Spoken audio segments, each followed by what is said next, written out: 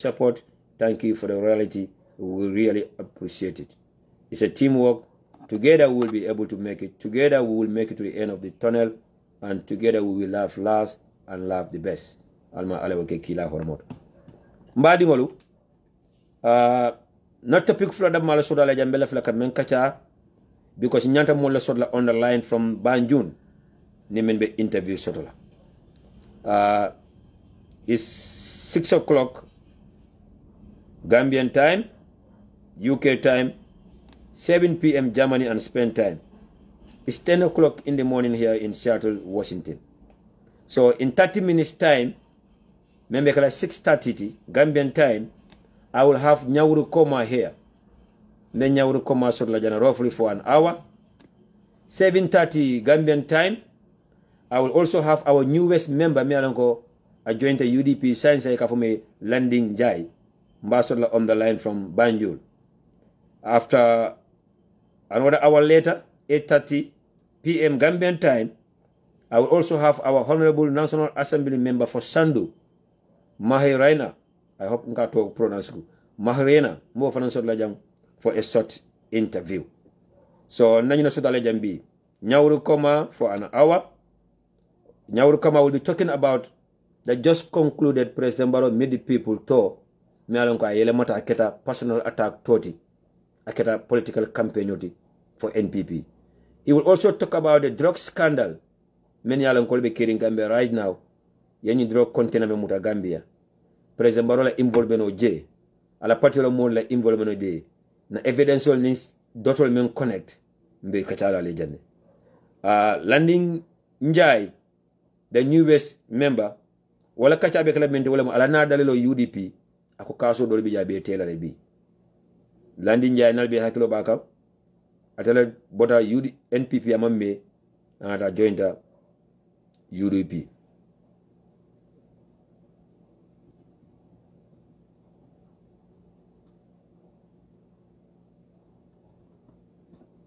Nimboto to Kotenke, the National Assembly member for Sandu, Honorable Manharena. Somebody's helping me here to see how I'll be able to pronounce the name.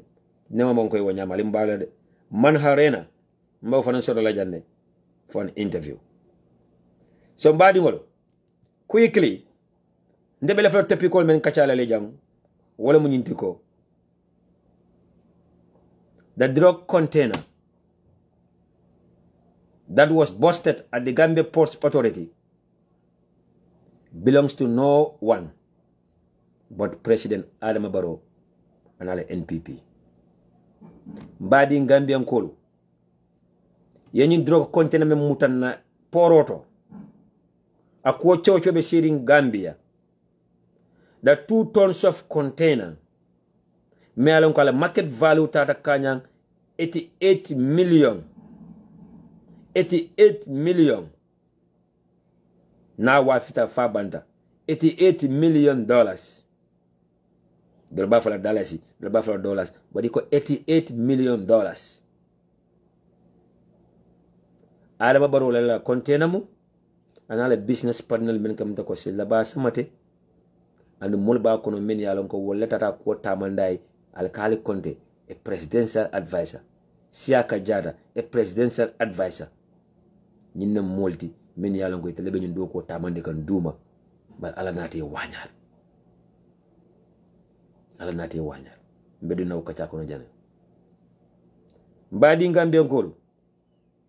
The latest information na mentioned about President Barrow and NPP by plano menkeka, even election or regla no nyame, by registering illegal and foreigners mbo fanan kacala le jenne amanga kukutati na politiko kono going by ya jame style badu ya jame la mol ba wala be do ko la baroye ya jame la mol ba baro lata wala la bi ya jame la former enable bi wala baro la right handed people to be woto wol ye fen soto nun ya jame jamano kono ye fen karanu ya jame jama kono yini experience bonna ya jame la jamano kono mem kuru ya la karoti ibaro sembenti yandi ka wala bi so ilafte election rigla nyame ko ya jame ka ko wala nyamanu namara mbadi Gambia ko be ni remembale during the time of ya jame kasa masim kol kananum ake samana Gambia college katara sirin Gambia college akadol sambo independence la friendship hostel nyinto namna I remember no with the same tactical e kake nyamen mina wala frale jam bi wala senkam moli andum adam baro yi bolo tandikala mina jana mbo fala jam mbadi wolu quickly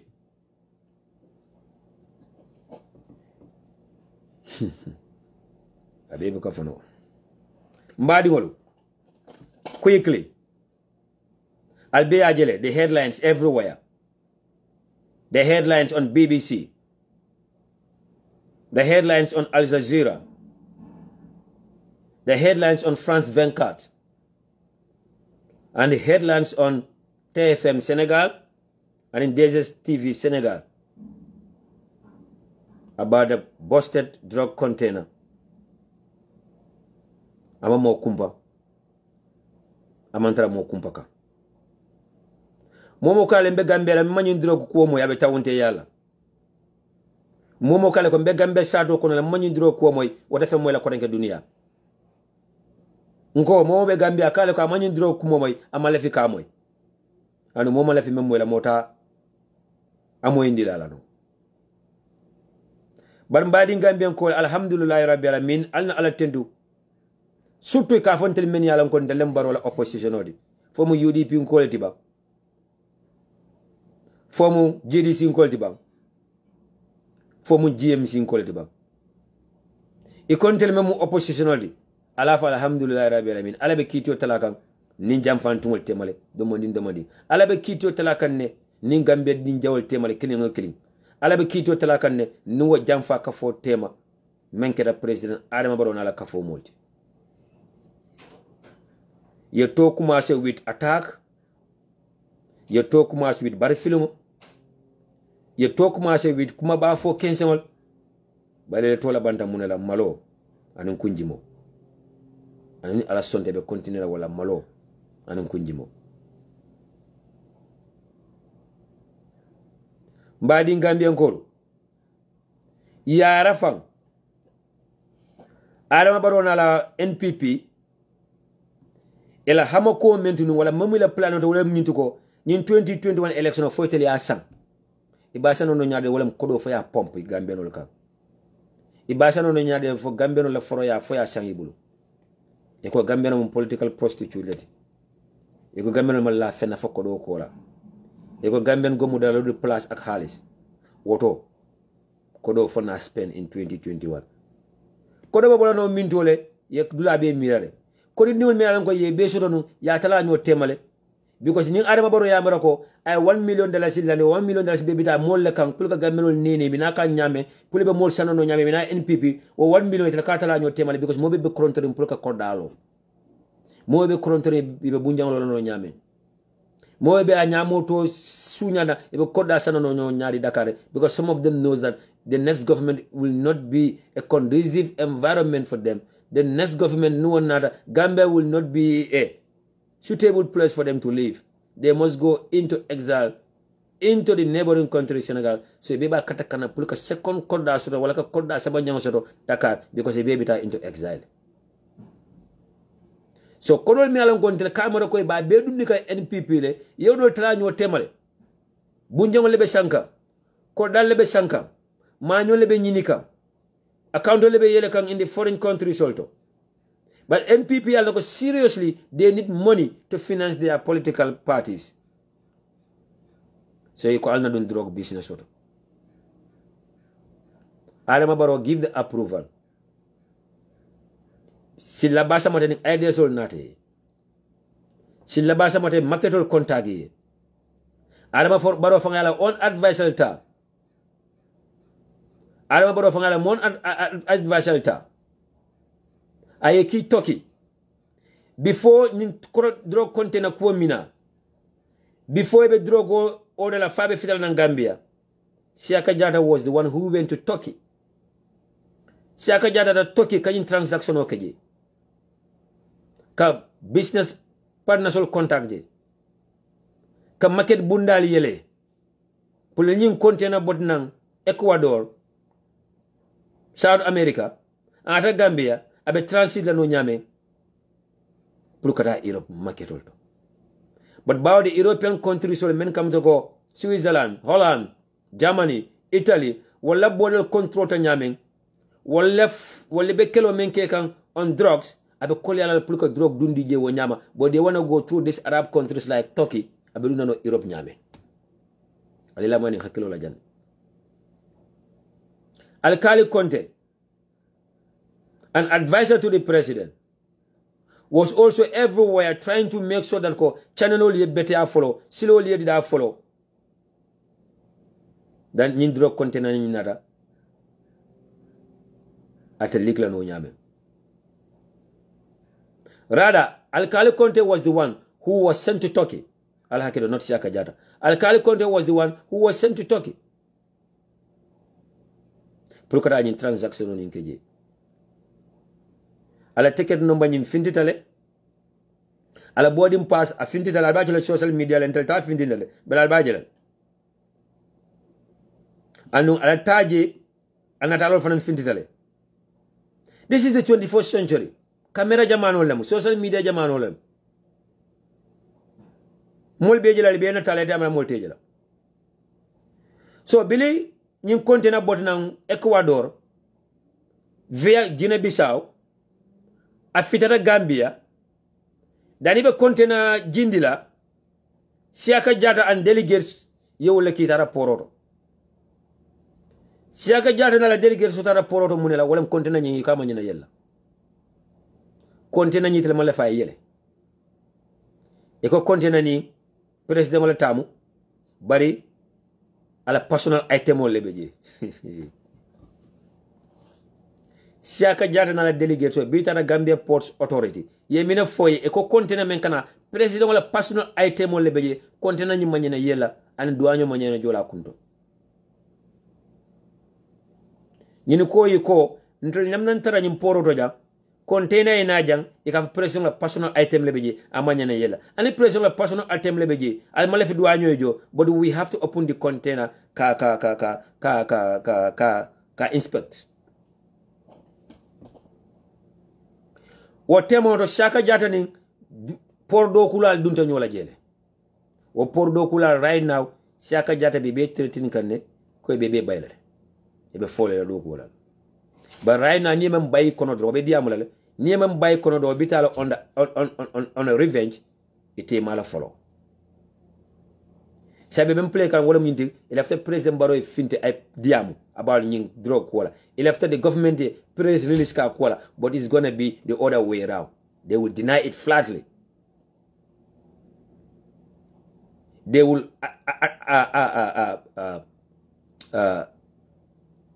they will give us the false news that it's a drug dealer by the name Banta Keta wala be drug ko dungo kan Gambia. Now Banta Keta is at large, police and the Inspector General of Police have launched an investigation onto it. Namara phone woman can tell Dali quote in Gambian code. Namara phone woman can tell Dali quote. How many times did the spokesperson of the government, Ibrahim Sangare, how many times did the Minister of Information, Ibrahim Silla, in Adekaliako government is launching an investigation on so. What investigation ale report will get about? What investigation ale nyinka will be labanta yo nyadile? Alne nyinka about the details of the investigation into the diplomatic passport scandal. Ale nyinka about the conclusion of the investigation on the social security and housing finance, the Faraba Bantang incidents. Ale nyinka about the implementation of the Jane Commission report. Anun So Siaka Jata ning Gambia din kendo mbe do ko na poroto ina da nyo sabo so de poroto je wal ko fa konte na nye yele fa konte na nye inspect Siaka Jata ko tak mala yara fa mbadi Gambia ngolo do la tambita folo men kanata men man kalamuda ba kon drog ning ala nata wala wanyar ko be kalateta yara fa men folo kanata tambita tata wala mu kidi container nyindi Abubakar Jawara men sama na Gambia mbadi Gambia ko yara fani kabi Abubakar Jawara be kidol dundu kan banko kan ale kidi kontena folo bili wo tata wo ko chowta ina tala lansino approve le ya bula ka kidol dundu mo la banko kan Abubakar Jawara kan kidol men dundu na banko kan mbadi Gambia ko la aka wafi jumalma ake dundi mintole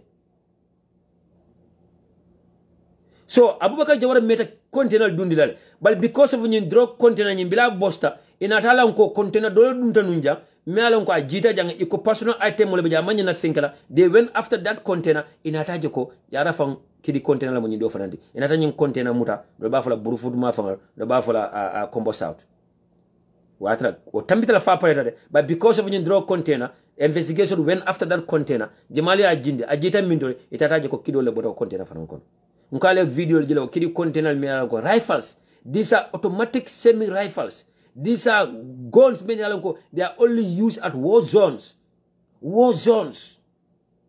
But jumala Abubakar Jawara di membe nu Angola akarebero supply jora wala membe nu Sierra Leone akarebero supply jora wala wa Abubakar Jawara kilmo na Gambia ali amra be Kenya la nyaadi le ata Kenya but what they cares about wala mu ko do men ko do tella poso kono for halal mbam for halal ndem they don't give a damn about it bali ka ibe dawoda ka muneke ibe community mentor for example Abubakar Jawara bada sato mentor na jama lo ngo sato woto ayo sato mo alfal be hijindi ayo sato funding kol mako youth central to ayo football sanne abe new channel organization ala amra sato do be minofola of course Abubakar Jawara beti atale of course Abubakar Jawara ko ku be tan la wolto of course ni Abubakar Jawara ko kal president baro support la budu ka community mall kama satenne ika local people nyin kama satenne by providing incentives to them, by building schools, health centers, community centers, funding makola, but behind the scene, eko mendi o funding kola, eko mendi o community mola, eko mendi o muske banyola, wol malo mun kodi sifalem for drug kodolem, for yellow blood money lemba. So of course Abubakar Jawara la family members will ba like lale. Of course Abubakar Jawara bada sato men will ba like lale. Of course Abubakar Jawara be a community men will ba like lale because of abe kodo men pompe kanje. Bala ko ko soto nyon nyame. Hey mbadi Gambia ko ala hakado dan dalla mo jamala tata hijola wala hijola mutala de. Mbadi Gambia ko ala hakado de mo jamala hijita dro ko do la Gambia de. Mo jamala hijita kidi ko do la Gambia de. Alma ala indima. Alma la hijita kana kala kensenti kada atal man fen kala modaje atal man kuki lonje some of you are innocent basilla basa mo de mo jamal hijindi drug ko dola de Abubakar Jawara mo jamal hijindi drug ko dola wo Seku Baro mo jamal hijindi drug ko dola de bin ka fo wole ajanin ajara alaji ñol alama le makata kana ke kensenti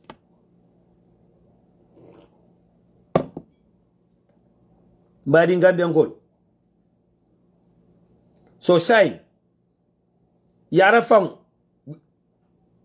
with all this blue bula me carrying the political kono, with all these political tokens me carry, with all this political campaign me carry, yara fang Abubakar Jawara be kidol dundu kana Gambia sutatili. Yara fang Abubakar Jawara be kidi container dundu kana Gambia sutatili. Allahu Akbar. Dol ko akanyin kidol men samba nan Gambia, ake samba nan Gambia. Gambia is the transit point, but in Kidwa rebel supply in neighboring countries like Niger, in neighboring countries like Mali, in neighboring countries like Balankoyoko. Ninkilo be carrying Africa Bankol Memfanan Kansande, Amansia. And Abe Bankol Memfananka will jump for Bata Gambia. But he cannot be in the Gambia. I container order IG Angola. He cannot be in the Gambia. I container order IG Central Africa for night business partners autonomy. But Nimina Gambia. But in container for Nankana Gambia. Kidura ke wafi Africa Bankudola. But I be able to Jamalaka to Gambia. I mean a Gambia no jela Walton Nak. Time mina. I'm Robin and Kido for some of the Calafindila Molka. Time mina. I don't more than Mobile like Kido Findindaka. Time mina.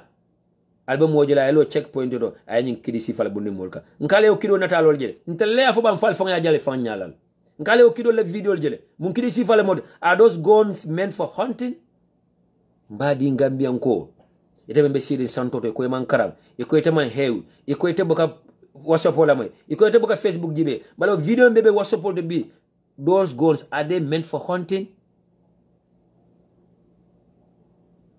Mbadi Gambian kolu. Ndesa na audio do la moy. Ken dingo do be diamu ka ako anata ko nyin drog Adama Barrow tamu. Anatra ko Gambia dingol mi alam ko be irobe be deport kannane ako ta sabe tel ban katto fa Adama Barrow. Mbad audio play jangal ba moy la. Gambia no be diamu ka. NPP supporter ako anata ko Gambia no be Europe ye de deport le ko ta sabe tel ban katto fa Adama Barrow. So ka tandala la ko they don't care about your well-being. E man care for e wandi dingol deport bang for e tele deport bang e man care for be baluka na for man tele baluka e man care for kelol be kerim banta indan ko donga tele kunkri na faka ako tele katto fa Adama Barrow. Sayete mi alan ko tele victim oto do dente mo nekala. Wata sayete mi alan ko tele victim oto mbadi Gambian ko dente mo nekala. Ita foaro ite mi alan ko tele victim oto. Ite muso mi alan ko tele siri njabe kolya le bulu. Ite keo mi alan ko tele siri njabe kolya le bulu. Ite mi alan ko kuran soto balia, leptan kende soto balia. Ite yente mo nekala ite mi alan ko tele victim oto. Nama ite yente ni ola lala. Nama yente kelete du o dalete. Nama yente kelete muneti. Ye fa wala lafta mena yo soto. Che mbadi Gambian ko. So sa Adama Barrow, a sitting president, a democratically elected president for that matter, wonala advisor men kam to Alkali Conte, Siaka Jata, another business panel men kam to ko Silabasa Mate, Abuka Jawara. They are now international drug dealers in Mamabu Tilbalabaro, international community about Chochoka. But in Gambia newspaper tabondila de, Kerfatu tabondila de, Walai Fatu network tenyum bondila, Paradise FM tenyum bondila. Ndesan Foroya newspaper tenyum safela. Teranga FM tenyum fola. Star FM tenyum fola. King FM tenyum fola. Because they are already been given the COVID-19 fund. Yeda suki wala. Sa walbekala Adama Barrow la jalolti. Walbekala Adama Barrow la mansa kunda la jalolti.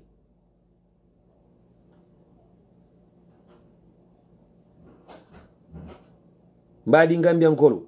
Nimko Kerfatu mo kendo be jele. Mo kendo be do ko la jele. But I'm talking about the management. Men maratama, men ka luwal make, men ka decision make. Because he can sensole. Because he can cool edit le. Mbadi Gambian kolu. Ya COVID-19 kolu tala ya tala na media outlet tema. Ya tala na media bunda tema. Media bunta killing, bunda killing wala balantala. More killing wala balantala. More killing wala kamala fala. Wala mpamodu bojang of Home Digital FM. That's it. Foro ya na wala kata jongolti wala yata. Kerfatu yata. Fatu network yata. And wala ka fale ko Gambia Force.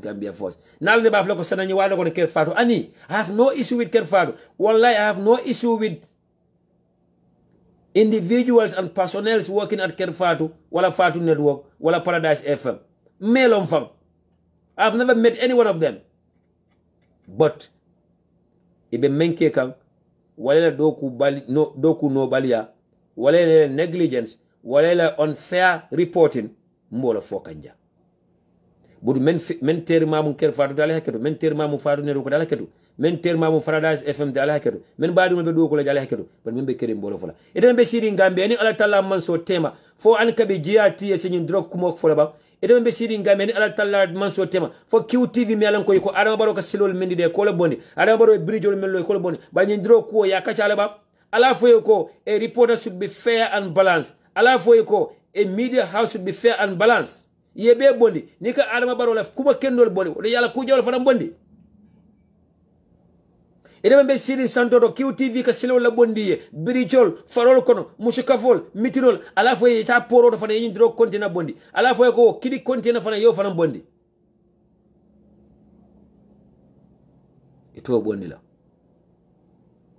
ali nyinin ka ya COVID-19 kodo men ditela itele mum bata dala sodo men ba sabre ya COVID-19 kodo deserve bal na Gambia dingo sodo men ko they are out of job because the tourism sector is closed. Na Gambia no sodo melan ko they are out of job because sama tinyata. Na Gambia no sodo melan ko they are out of job because funding call unemployment rate is skyrocketing on a monthly basis. But the COVID-19 kodo sike ko ya di jimalala Kerfatu, Fatu Network, Paradise, Star FM, King FM, Foroya newspaper, and so on and so on. Somebody in Gambian Kolu. Nimenka Adama Barrow support. Abeni ala temaji. Nika fasa tonya laka, wale ka konem tonya laka. abeni ala temaje nintele mu opposition olti abeni ala temaje. And we respect everybody's opinion, and we will always respect everybody's choice. But atata nada sana nala opinion lamu ite ni le opinion lamu sana man raso da kele opinion condemn ite man raso da kasana opinion condemn o mun toñalde but in sa nyosa ba nyawonya mbe son do nyinalo franco. The reality is down there nyabala. The fact is right there nyabala. Na opinion right nyawonya mfe ite la opinion right fe nyawonya but me mun toñalde mbe nyaati mbe nyabetili ningalal ndabala no wala. What sometimes alna opinion landi karala and face the reality. Sometimes alna opinions landi karala and face the fact. Sometimes alna miracle landi karala alna je nyame no landi karala and face the reality and face the writings on the wall. Yes, songala I favor, I may favor. My opinion, yes, your opinion, but your opinion might be wrong. Your freedom of choice, yes, but your freedom of choice have to go with responsibility. You have the right to the freedom of expression, the freedom to gathering, yes, but it have to go with a responsibility, the respect for the rule of law. And in case whether I favor or I favor. Eka gambenology, I quote I balala pam, ni damra, that's my opinion. Your opinion might be wrong. Your opinion might be because I favor nyame yaje wale nyama, wale left after wale nyama. So because it's your opinion, what is your opinion should be your opinion, yes. That's right. But I mean, ko bemule opinion wala mtonyati, wala yanta lola, wala de facti. Your opinion is your opinion. My opinion is my opinion. But the fact of the matter is that the reality is on the ground there. The writings are on the wall everywhere. And if thinking to that's what matters here. And that's what truth is all about. And that's what the Islamic religion is all about. And that's what the Christian religion is all about. It's not about yaje nyamen dro, wale left je nyamen do, wale left mole nyamen, but it's about the reality. Come like nimbe tonya ulom folaja, namen die closuki, namen die ji karaba, kana fanyo ko kama nyana folaja, wale manya na wakachalaja.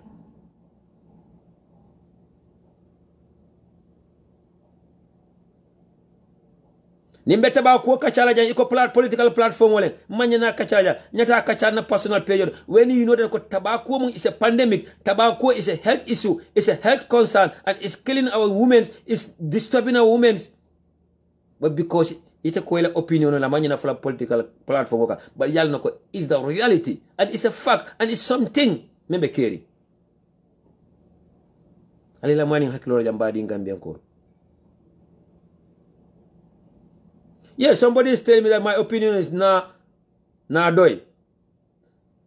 And I'm telling this person that, my lovely sister, my opinion is na UDP.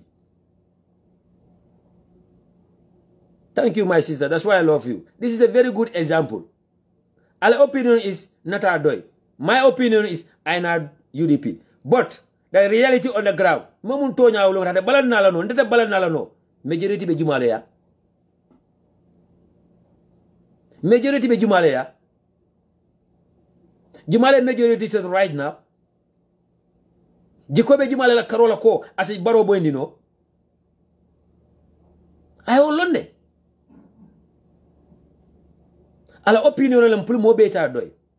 Na opinion la plate na UDP. But the fact of the matter and the reality ata bala no menna for naka ba kala taunte yatija. I don't know ko majority be mintole UDP. Jimale be ye jikobe jimale karola UDP. Anu atara nata nanyin lovely sister abalo be mu UDP leti. Ala closer be mu yellow leti. Ajisukum mu UDP leti. Aka hard time the UDP unkola. Very soon we will welcome her to the United Democratic Party. Very soon we will announce her joining the United Democratic Party.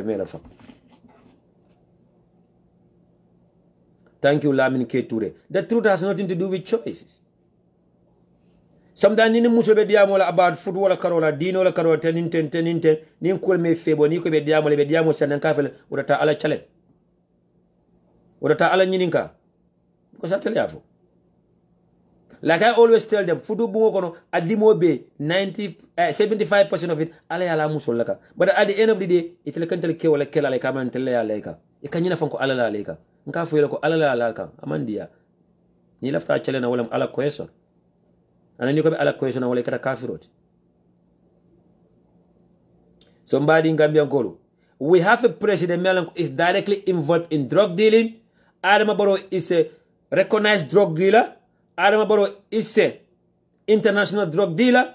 Nimme akarwa kan anyabe buluje, nimme malla fala wakan anyabe buluje, be mum tonya te jang wala nyinti ko Adama Barrow le tamu nyin drug container di menata Gambia ala mol men katala afangala on advisory siaka jata ni alkali konte wala tata ko topoto aye ala business partner men kata silla basa mate wala connection nyin kaye wala asabu bile drogo container na banyun imala fa ni ay yeleje ala nate wanyal thanks to Gambia din kendol wodam Gambia din kendol al ne so duwala al ne demambe demala nyame al ne protect la nyame because right now their lives are at risk dol beje bol lefta ko bayla do ko la dol beje later be receive la sutatili the last one na report ale janne the drug squad la boss ay later tara la moto kono ibala life threatening ka iko ay investigation on stop ilafta yi singula nyinka so say ba mo be ba fala ko Adama Barrow nyanta fintilale why Adama Barrow is not talking about this drug ko Adama Barrow te diamula sayde bani NPP député wala winter na banta di abe diamula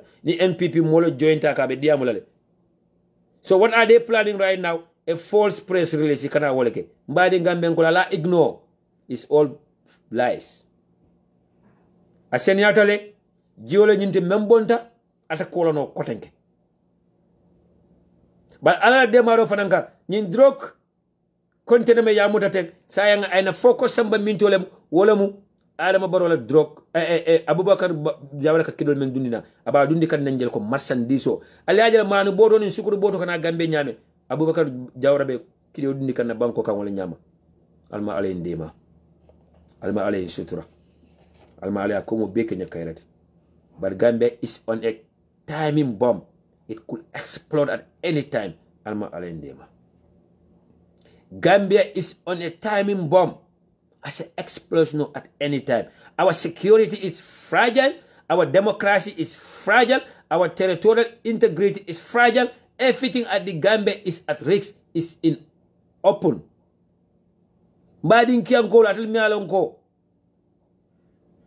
Pronunciation do be jaka kolya bulu nko Gambia be sirim bomol kam bomo asamuta political kachati asamuta kuma ba fo kensonde but Gambia be sirim bomol kam bomo me yalon ka se explode at any time ano na explode mota ki salam kono alma alay ndema na modo je men ka fonyo ko I disagree with you baro kado be dangerous than Baro kado be dangerous than ya jame. Wala wona nyaka sala kuma kangola. Nala opinion on respect. Ban sala opinion on respect nyawonya. Lafta wo mani na be jambiya ele mani hakilola. Ntamala modo be ka dotol konet nyame. Ntamala modo be ka arithmetic ki nyame. Bas ki ya jame mararu jawo men ka Gambia fa sanyi mo nim fula. Ya jame mo fa men ka sanyi mo nim fula. Ya jame sunyaro men ka sanyi mo nim fula. TRC be ya jame na kujalo men bondika. So mote dangerous no ya jameti. That's the mentality that we have at the back of our mind. But left and bad in Gambia ko ale kukuli no lo. The reason why nka fali ko Barrow dangerous ta ya jameti. And Barrow be dangerous ta ya jameti. Nka ya jame la kumen befa ake sanyi mo nim fula lo kono. Ya jamela sunyaro ya jamela mofa ya jamela jawaya ya jamela mantoro abeke sanyi mo nim fulala ko mbadi Gambia ko bar sa be siri Gambia bi atale mantara Barrow ni ya jame compare kamba after Barrow only 4 years into office Barrow la sanyi nyani into office Barrow la 4 years into office lenka Barrow ni ya jame compare Barrow la sanyi nyani in office Barrow la 4 years in office nkafo Barrow la ya jame fam fisara Barrow o sa ni Barrow sanyi mo nim fulaka jedum ite men kafu ko jaaje men dangerous ta Barrow sa ni Barrow sanyi mo nim fulaka jedu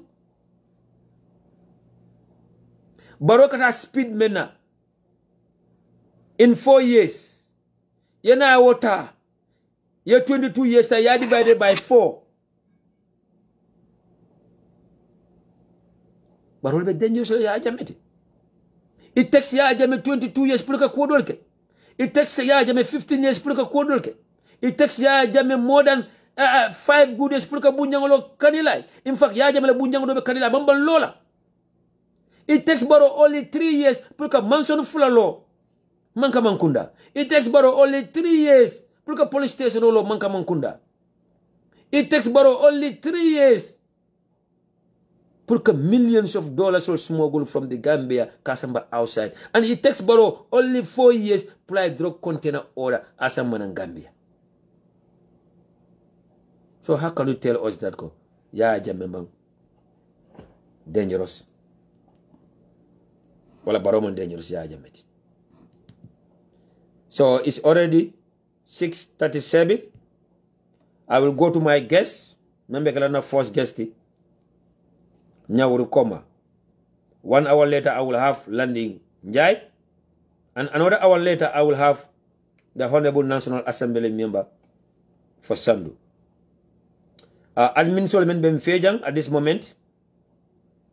Namoji member for Kwang, alias Suleiman F. Gumane Block.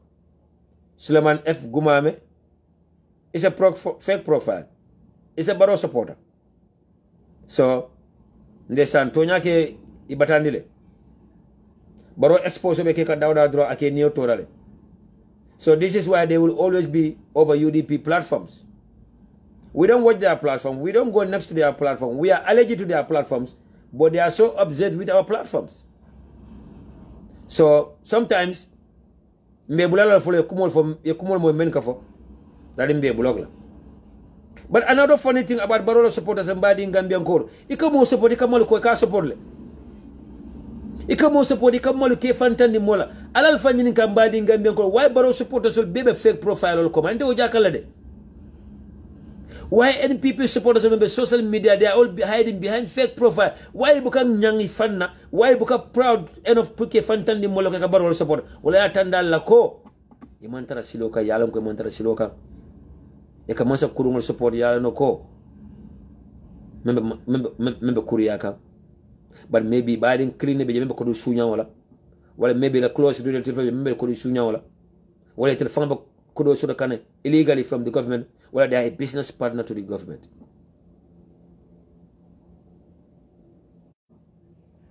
Jawara ko Singapore. Ya jame ko Dubai. Barrow fana nara ko Dubai. So I will try to have my guest.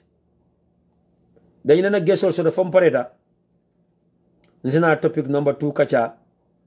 Menkata ibe luntangol sambala non nyame Gambia ke register election lungo ye karto fay e ka process ke nyame ya jam ka ke no nyame yow information wol dina anu ya jam fana ay Barrow fana ye ala ilafta wala kala nsina ko fana share with you guys here. Mbadi Gambian Kolo, na political leadership, the leadership of all Gambian, all concerned political parties in the Gambia. Do ko bal bulle de. Do ko be mbulle ba do ko bal fana mbulle. E konyo ko ka foko ni alkalol be kayto dila wala ni registration be di keka political parties so le representative for so doje wada mante de. Ya rafa wada mante. Yes, ni alkalol be kaytol di kandame, sefol be kaytol di kandame, ay be registration okay kandame. Yes, na political party so le representative for setaranoje, which is normal. But what am de? Nalbe siri what am be concentrate ke ka wakatra taka be malaka dula dodo. Meduna into detail woto. La flabe keri na opposition leader sol, na opposition party sol, na concerned political party sol, na activist sol in the Gambia. La flabe keri in Gambia be should be the focal point. Nyindula flo president Barrow na election sunya na wolto. Nyindula flo president na election nya pinkantala mbulu wolto. Nyindula flo president Barrow fang abafang impose la mulka wolto wala the immigration department and in the IEC. The immigration department and in the IEC. Ya jama ka electoral men sunyanu kata kasa mas ka kasa ma dingol register kata Guinea Bissau dingol register ama keno without the help of the IEC ama keno without the help of the chairman of the IEC ama keno without the help of the officials or personnel at the IEC kadi kata luntang la bankol kanne mbe example ndindila jandani mbita nyawri ko ma kola ya jame jamane kaka menkanu wala ma kata kasa masle for example ita Casamance ye bode nyum cross ita Casamance ni tata Casamance o katara yaje mala mo la folo katare APRC ko la folo katare ni tata ita sate carte for example let me give an example here for example ni tata Bignona je sate o molta ye to safe membita kanyana mo wuli wulole yewol be to safe Fatoumata Pate Binta Yoro ni ye to safe ikela ID card information o fanantale wala la wulu kayto information ibaka kayto nyim physical phone table de bale wala number so li ko le table any list of names le mina Gambia ya samba IEC wota yo dundi la database nyinto ya dundi la data system o nyin kono ni pota wo liso nyin kotenke IEC official mina wo liso le tala kotenke ye murbantu di same village ni taraje ko fatule itelam fatute ye fintina ya confirm Pate ya confirm Yoro ya confirm nin kate fay lungo kate fa to the few days itado sato mento ye liso taje ibo sato mo le tala ye transport ye samanam Gambia ni ye samanam Gambia tarasi na hotel olto wala ye samba Warna Beach because Basiru Jawara baro mako ka wasifa la sai wala ye samba Fajara hotel free of charge wala ye samba Gambia college free of charge dawda yalla ko be tarla jele ande be tara suturo ko ye tara je election day ali la mani hakilo la jam election day wo Casamance ngol men nata ibe sirin hotel do pour kada kalto fay Gambia al tejela polling station hotel on the line de ni tabe sirin bir kabe ko be sirin wo de kalun tang la bodon fo ñi ñaaje itajela ni tabe sirin basse iko kalun tang la bodon fo ñi ñaaje iñatajela ni tabe sirin banyu ni ko kalun tang la bodon fo ñi ñaaje iñatajela o lun tang be sirin Gambia college damen wala lun tang be sirin Warna Beach damen police station be tarlaje police station be tarlaje sa police station be tarlaje damen wolum tan be katto fayla wolto ni pata yo fananta ya konti ba ni ba konti la e ba konti la under one particular constituency ya jama ke election sunya nyungole nyama so bilim sport counting ni nada sport counting e cool beti nya wolto ya sport counting waka tara political leaders all political parties all ya yo jella soto at each polling station e kalo ya jame jelle sotoji itele jelle sotoji pati kare jelle sotoji for example be a polling station at All Joshua Primary School na kontita bi UDP le representative biji abalo nako UDP yina soto All Joshua Primary School APRC yina soto All Joshua Primary School GDC yina soto All Joshua Primary School abo enkodol tala wala wabu nombal tala akiala pati o mole so temoto APRC cannot report another number because ndola lembe keri. This is the benefit of sport counting. This is why Adam Abaro doesn't want the sport counting. Because in sport counting beje, even in fake polling station mentioned at Gambia College, even in fake polling station mentioned at Warna Beach Hotel, even in fake polling station mentioned at Palmarima Hotel, even in fake polling station mentioned at order or non constituency also. Nto number sol shuttle. O number sol baby dale in favor of NPP. UDP ngol tal na bona minto. This is why sport counting be bola dawada nyana mfango murota nemfan kanante nemfanfa. This is why investor na dami pule sport counting bondi nyana mfango murota nemfan kanante. Nal belief tala salam namen belief ala salam. So ni NPP ngol tata Casamance ye luntangolo la informational ta ye tol beta ye be settlement yolta ye la phone number ta ye la identification number ta either the ID card or the birth certificate ya samman Gambia it will be through all this will be la ya be dida five beta ya hand over to the IEC adunde la data system o nyin kono IEC ba ko sa nyin tolbe mbulle IEC la wol liso e bolta la ko ngé muru nyin sato mol kan ko ngé ya confirm ni parta election day not to a few days yet how sato kono patele ye findina yorole ye findina fatule ye findina ye dundi boso kono ye samana Gambia ye tara siri dula kilindo ebe siri wo dula amento ebe police station create le woloto so election day will be that file police station juneto balo police station kari ebe o waterla na political party solo will have no idea or clue about that particular police station. But the NPP ko damal bal nako ya kate wulu soro police station kare tole mi ala ko nyim political party do la box mon loji Iko yaja make election sunya nyuntene. Inshallah, the more we are going closer to the election, the more we are going further. Kulul bebe findirale, yaja metal be findirale, baro be mentaka, ay men landi, abe findirale. Ba tata nada, kusaba Gambia, ikale ko nyimol sonta nyindale, ikale ko nyinkata luwaleti, ikale ko na political party sonta nyindala, ani manta election la, ani bankato nyini, ni be diaspora nano esi amanja tiketo jo.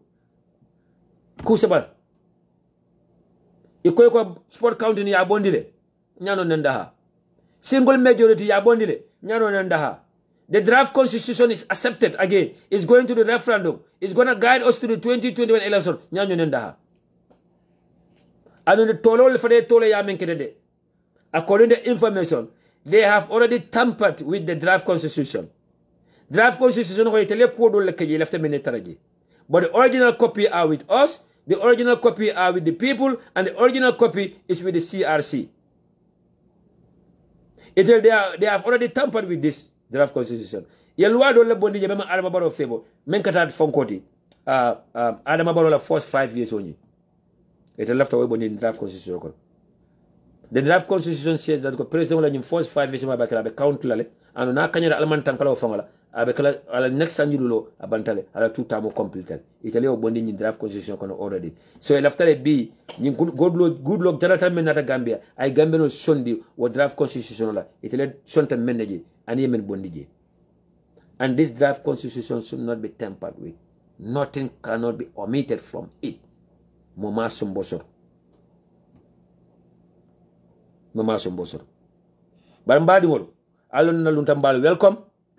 Unfortunately, na program will be a cool Adam Fongotila, she Adam Fongotila, because audio from Bembuluja, man from the audio be play no leba. Yeah.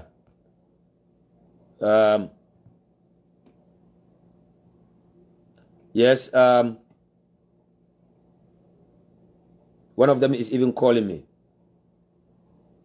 Mbana kodong yenyu longo mbe kolal.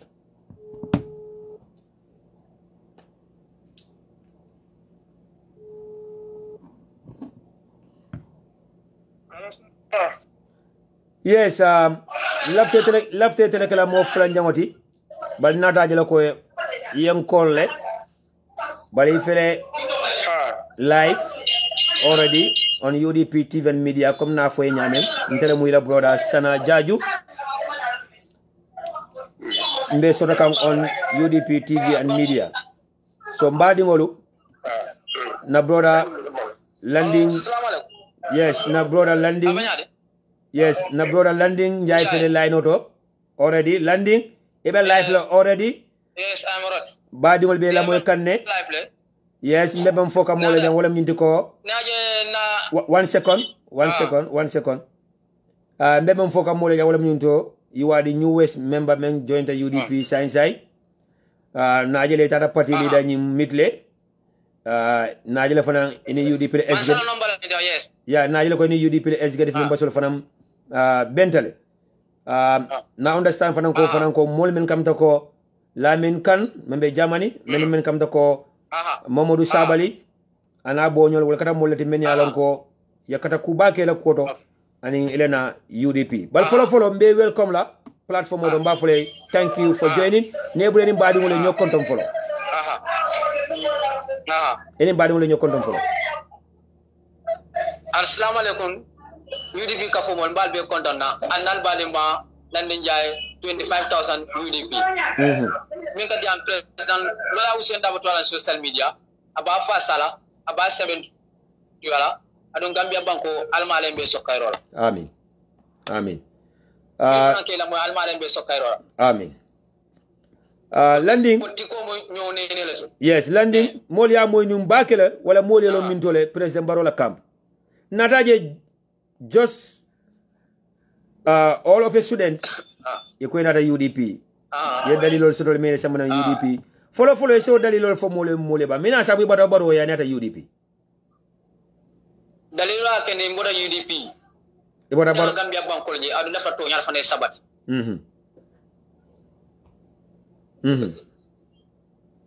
Dalilol me kan mboda MPP nara UDP. La Gambia banko je to nyal sabati adu banko la nyarata. o nyarta min kering bi dunia dada ni be e kamo support a support banko la interest kan ani la sama fananka kana support kumpil na da fa fananka because nga MPP je nyami ha kame fo ani be kering sound in banko la okay because na ko sound in banko la nyim banko to nyal be labanna patir be telal bar gambia wol be labanna nga gambia mira nga gambia nyaata ta fana mira okay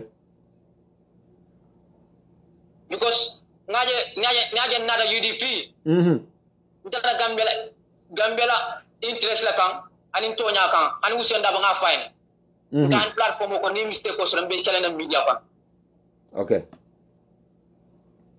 follow lumina nka to nyal fo karandan ko manto nga docteur samatel floma yen kol samade kila ko man ba amala nka no to nya fa la fidola because lopitan bundala nka ni ku ya balla sorje ni ku ya mian ko akan ayenta fa bala fa musol la karo ka dindu la karani fama anya la karot because lumina nga docteur samate man ka ete karo kari minister amanka kasi bunkora ya condition be fala karwo kare idan do lopitan bunda dala ke muru musula kula be feñola ani kam bata kula soto kono malong ani tol ani lanjur tol ani docteur mun e kam imuno mi la bata ko ministre do ko ministre kasi office kono ministre la do ko manko ngay ko boro ka manke lo munana boro ka manke lopitan kono boro ko sore pharmacie lopitan bunda fele pharmacie fele ngaw ngojem ko wa possible no ban salo tan dafa nga sedi atala fonni musundu sonkara na kilen daje ban naran kam fara wulumba ko na boro san pharmacie nga possible no nyaade lo nga ban salo tan fani faji ku dal tan u jama nga docteur sama den kay ko ila fikalo ni ma bambo pani ko re kono ila fikalo wudulun tala nga ndele bele fikalo wudla ko re kono ngama loku kili ay kila kina ko ala fulan din jayi fatamba nga ndele patalema ngai telenga kateta na sindi ngai han baro na ma kanya mba fula social media baro obe wo time obe be baro ya le ka baro fasano wo time ka baro fasa ba ninga tonya fe kan kumandile e ka fe ben tetina okay ngaje ko nyami ninga ko nyami ko ta ngoro mbantanga na wala dapu ko garu because ni me ke ko sim problem o entretin o emuta so akamta ko ital nata ka fodi melo ko yi better le kono le bay de sonné tonya fo wala ni be kono fana ye tonya fo ka kasilet baro media be kono ta ka tonya fo ndama ka mo ka bula mono ka fala ku tendo ka jay okay bolo ni ka masa support masa tlo yapo ablo ku yapo no to flat masa support dana tla ni man dia masa no to flat masa mi man dia masa la tlo ku yapo dole ta marin do from masai ko masai e ka kampandile ala aka ku jawal mi ke aketala la ina ku kendol mi la fo banko la nyarta bar masat lo dia ko ni ko forek ak mistake ko sura ko du problème ko no ada problème o banko ka du banko du ka du problème ko fa ka du problème ko banko ka du masi do ko bal say lamine minam ite NPP je nyaadile NPP president barol ma nyaaton ko di naaje nar MPP to nyaal be nar MPP adu to naaje nar MPP naaje mboro MPP la ko fa to nya man taraje MPP da fanya fule to nya man taraje MPP mu ko di ñin blat okay anim famma ke famma koy banko la interest yi wala ke ni ndam boda MPP wala ke ni MPP nan tena Gambia la je wala nan ko ngana wasa oruma mampare nga parti choose because ngaflan ko parti ni te vital ni lumini dan leader mistake dan jam na platform ko ron tarek ron def lo be challenge na ko def ba mu senda ba foye ngandele ke challenge ngani luolo mistake ko ser jal bolo kay ko ni be jam na aman kele ko dab ni ka jam nyambi dan ni ka da platform ko be jam na foye ni an pasel be sila fo ni ndu banko la interest lo banko la interest ni banko la interest nyam platform ko def lo be challenge sam bilio fo usenu dabo ay jabi munela akaba accept okay aba accept la ngay ko kari wo kari ni ale ke man sati sala ni ale kaman sari alors ngey moy dal civil moi mbabon dal sari ko dal civil moi $20,000 aba banko la namo jola kon def naka namo jo nyami itelo fo Ousseynou Daboy nga fo Ousseynou da platform ga $20,000 nga fo jël kono kari $20,000 apu Ousseynou da sari abu banko la namo jola ndamo jo nyama because man sala ke dani ike sir fol be kel ila diwlu namo ila diwlu be do ka fem fana jam gambe man sakundal ko be way de namo jola ida man fi sa banko dunde bin ka namo jola because president Australia ka siap banko mo be ali president ka kodo so bar kan wo kan dal civil mo ba pu la Australia ko do kan ba ubita banko ran ke solo pa ani flan jam fram bala $300,000 moto abu blalo of na share $500,000 is agreement sabanya bala transport alban so abu la banko ka na fo bidun da kan nyande da dan ka tala fito nyande okay akam da ko bilite jointe UDP tata party leader mit inila miro tata jele ya muto ko nyene siloti ya muto ko banko nyanta tamna ten andi ba ebe tata UDP kan wolto so bilite ni be faye ya be landi kenyoto yem ite mun jabirin ani mun reaction from UDP ko bulu dabo tanawo ye mun reaction from them no fo ko yemi fo UDP ko mi fo ko ita mi fo mo to nyati okay ga banko la transport alman so nyanya ka ko na manke man sada mandi banko mo la betu abe kunklare yo kendo be la pa ni la jom dal civil du le man sakunda ke vil tan nim flo dal civil tam okay bun luwase fran ni bun luwase man sakunda ni luwase la besi bun la luwase na da ko la kana tam dal civil fula man bo to e muruna $700 or $800 okay trakide kemeluru 500 trakido lefto la pour kamye banko ru nyami sanjitam Rwanda afanso do e kana fendo lefto la sanjitam wol fo senda ba be siri 500 trakido wol wodana because ntay ko tubabol ni kana ko be makole ko ngana ngela banko muru kana accept because tubabol su gambelo nyawnya usenda bale gambelo ko yakuo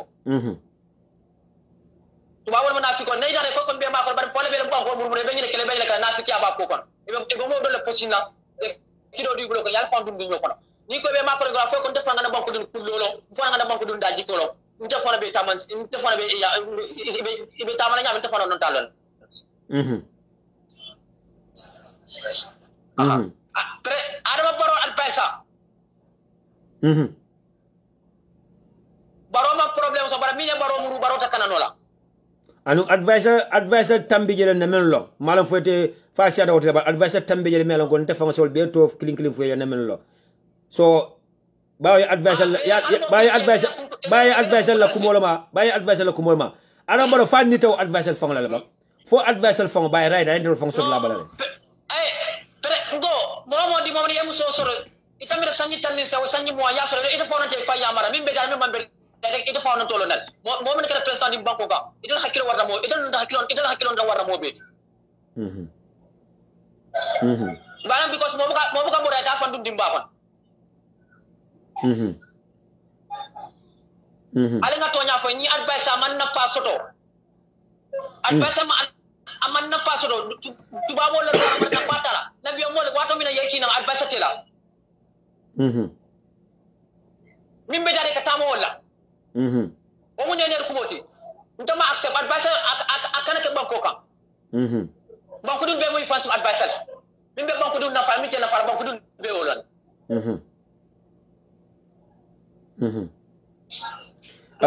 na do mo from fire okay go ahead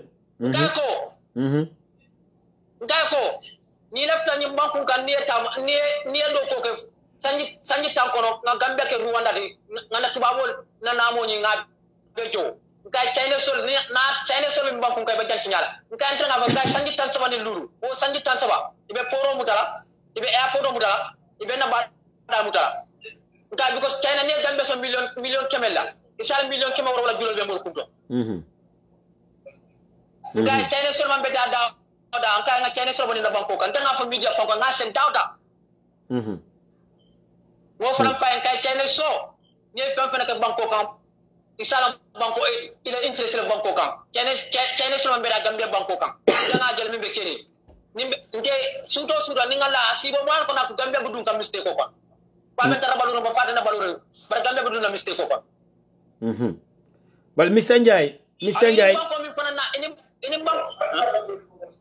Njai na kala muta ko dalilol kono men ya sabu ibota MPP kana UDP asunta barola nyin tola boda mendate barola middi farmers to najilo ka kada toti melan ko kada nendir toleti akata atagi tolti akata gari wale tolti annal ko kodul lebije men kata je men ye kamfa men me nyabo fo be kada dalilol tire men ya sabo ibota NPP kana UDP isem ma ko no to barola nyin to me a commencer til tan sabo ay toke dalilo me biya asanyara de la cinema set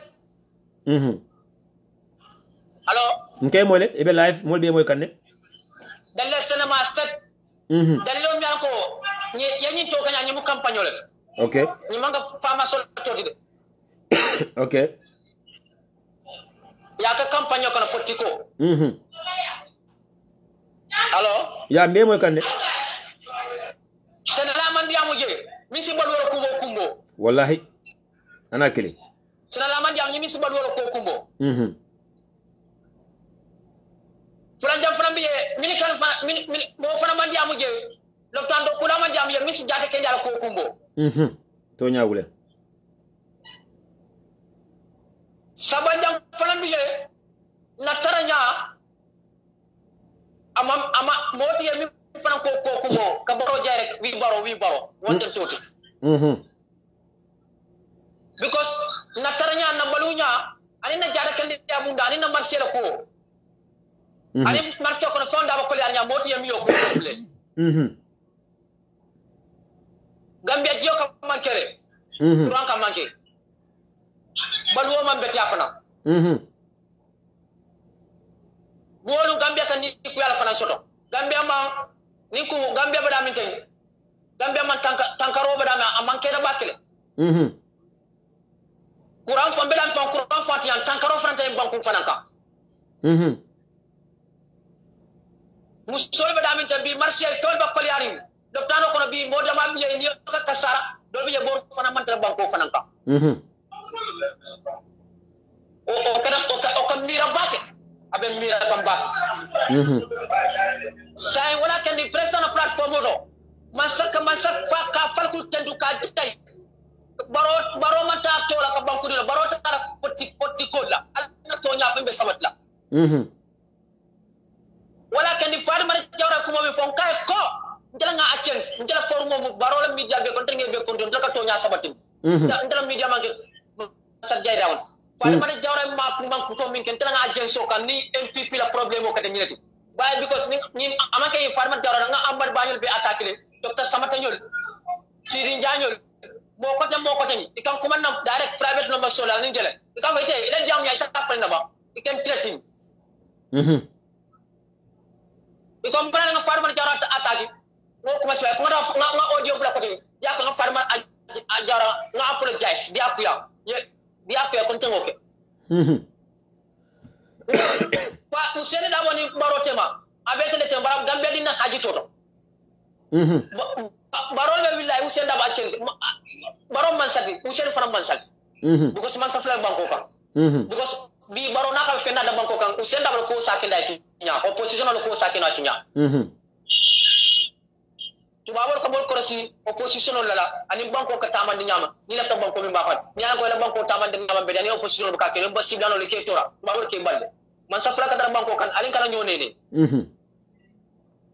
wana farman jara an kay ko farman jara man no fala farman jara no fala kalin ko la sura ko tano do balunya ali marse boy ko dar nyami ani la balunya alan do kala ani qur'ani jiyo kam banke dami ani silol me nyami farman jara ken fala ko farma jara mi fa be takale usen da wal folo ko hanu usen da fo wo usen da opinati usen da wal biro modi bar usen da wal rasura baro ka jaka because amma sani nula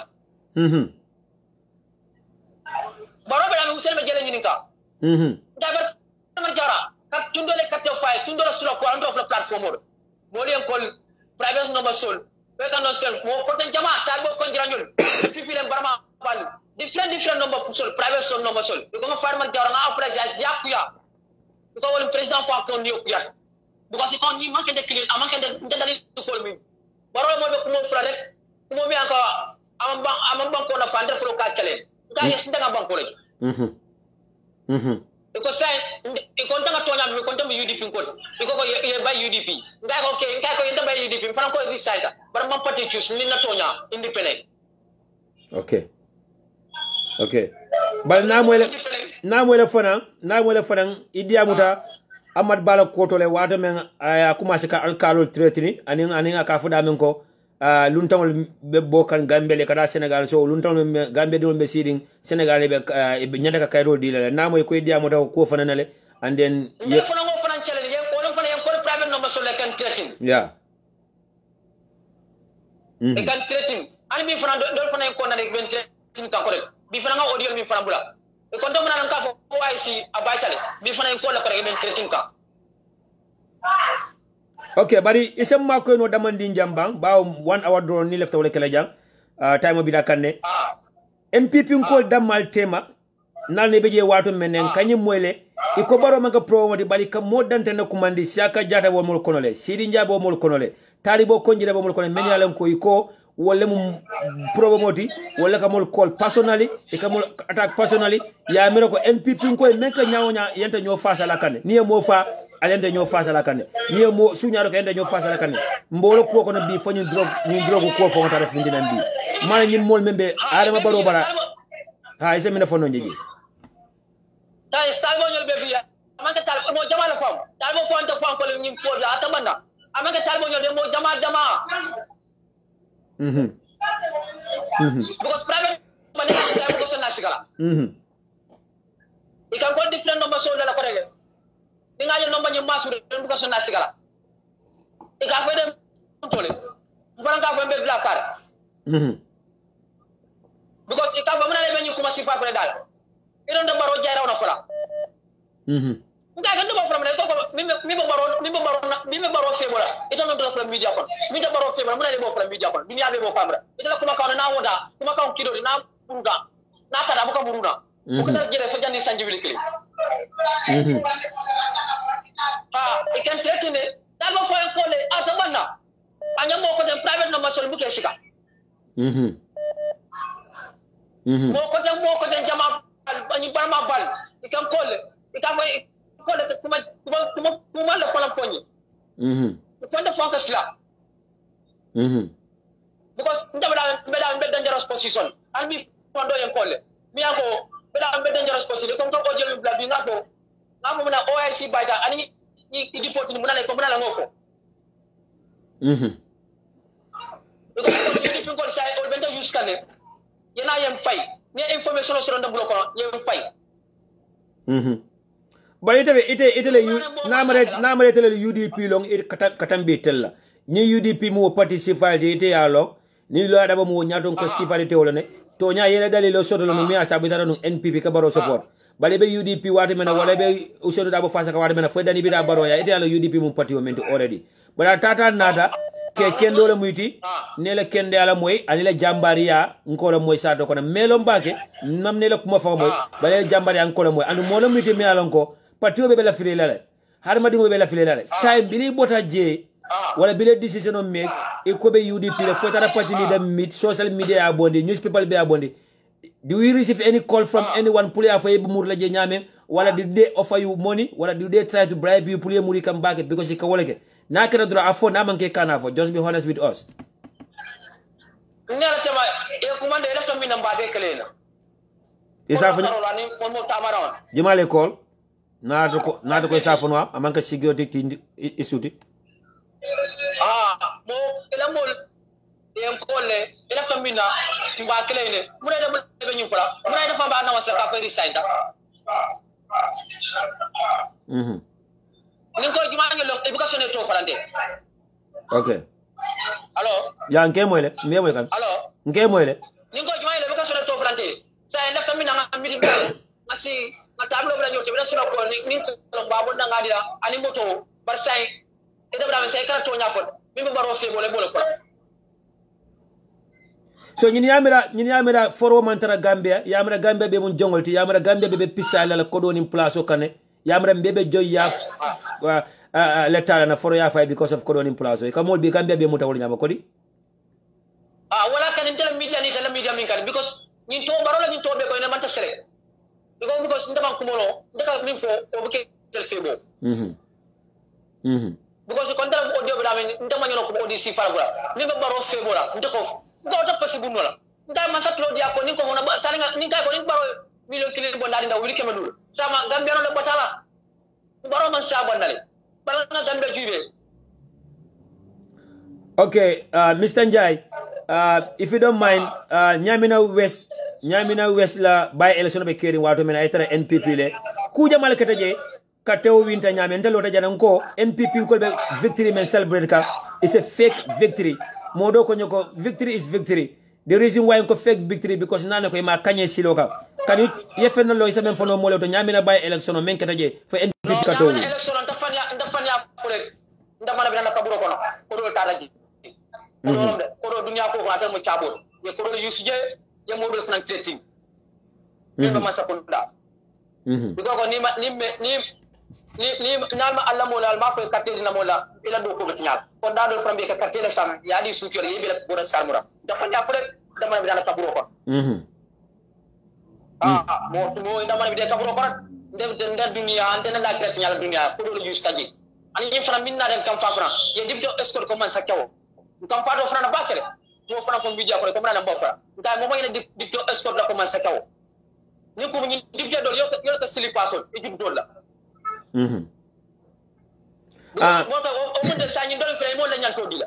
ya ndafa woni keba do diamu da abe siri nyamina jele molo bota kombo menta da jele na kol turu wala nombala nda to frano sambani election mina sudara inshallah ko ilale keba do mun ko dalasi wuli tallulu ya wala diala $50,000 ya katte kese worol tala suwo kono ande ya kalindi alquran la ikol bekele. Okay. Ofra ofero sikanda ni mole moto kono bara on to fula fo ni politique wato sila. Ofero la fara be on pala ni mole be moto kono. Adu e piace la bar bala mot. Woto mo wala balanta ya ko ya jame adia ta le presse ya le bon kunka.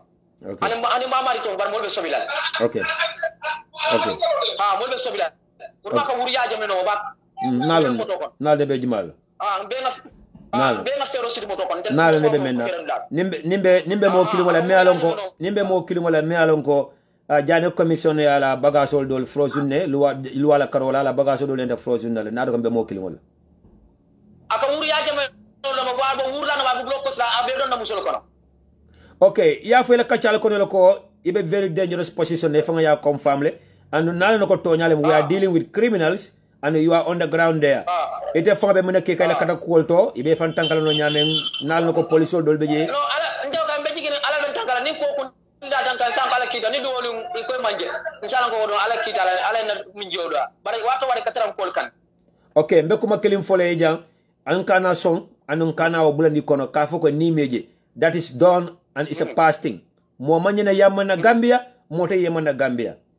Never again in the Gambia. Mo kana nyimuta ko imine arrest la le yeta. Mo kana nay arrest la bunko ne bula noma. Mo man raisu da ya fe ko nate talen kesamba question ne bula noma. Ibita dawda yin ka foeta. Ibita dawda yele political leaders will call. Ibita dawda yi deputy kumandi. Ibita dawda ye law enforcement officer kumandi. Police we nadra ko yoko undercover inadra ko insula tele bula noma. Undercover inadra ko tan nata police station kare bula noma. Do be yeno te fitala police station no. Do be yeno te fitala police station no. Do be je obe sambala dulado. Nobody should go out without iman deputy kumandi. Another ko fa be kuruntu la dumale patal fa ke fa ye fa le bungo kono wala fisata yete fa police station wala te fa blood. You have no right to follow anyone melanko imamari lo. Yes, alkana so wala alkana wo believe so. Gambia wo is a done deal. Never again. Wo ya jamano mole yaman Gambia otakala. Billahi wallahi taala nalson taala nali dalindala nali ya commencé Gambia alkungo kam mo manyina yemanna mo kana so ye yemandi imam mo so kamo arrest either at airport or at the port or la suwakono. It's never again. It's never again. This is why we have the TRRC. This is why we have the New Gambia, one nation, one people. It's never again. Alkana song wala alkana fasila nila. Itele muwo mansa sumaro lembang, modo lembang, ibada NPP le, inata UDP le, alkana so yal threaten. Alkana so yal threaten. Ni be fala ye fele buwo kono. Ni eda mataraje ni be fala ye faje. Kana bula mo noma aina lembang, SIS lembang, a CID lembang, a drug squad lembang. Mo kana ne noma ko insula tela for questioning. You cannot go without a jate telephone ska yelo ada bo kolje. A jate telephone ska yelo ya call. A jate telephone ska yelo député call wala moment suta de la fo mo kada na raja danin kata nata. Yeah. So alo bunde je ka fa ko ni yemanda. Yemanya na yemana. Ani mo wanya na yemandira. So alkana al go dundi kono. I know we are dealing with criminals. Na no ko yaje mele mo ko to lebe je. Ha. Because just say more ka fale ibugalo mala mo isi mo so mo ye bar ibugalo mo si fanya dinda. Ha no kala mo. Ite mari nyol. Ha unto nyal. Ha unto nyal. Sani mo na dai so ay se punsa ita mala mo nyadi lo. Ya unto nyal. Brana ma fo. Mo bar mo sarja mo fa sarja ibugalo mari nyol lo. Pama me tanya tamin ke dala sai sai. Ora mo ke nyadi le. Ya unto nyal. Mo si sama na fo be sura na ay sama ya brana mo ko ay sama yeah. Okay. Sa mbe menkela. Namoya nela kumo ko tojele ya. Nela kumo ko tojele. Ya mbe menkela sai. Ya edemu mo leti nyina sote bulu lo ko ngolo ko mbele fla keso do jam every week nyina sote la. Lo ko ngolo ko mbele fla keso do jam.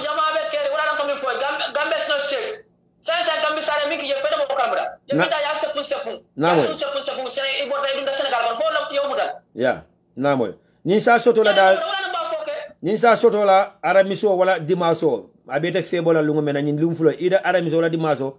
Lo ko ko signa clean kele soto jam.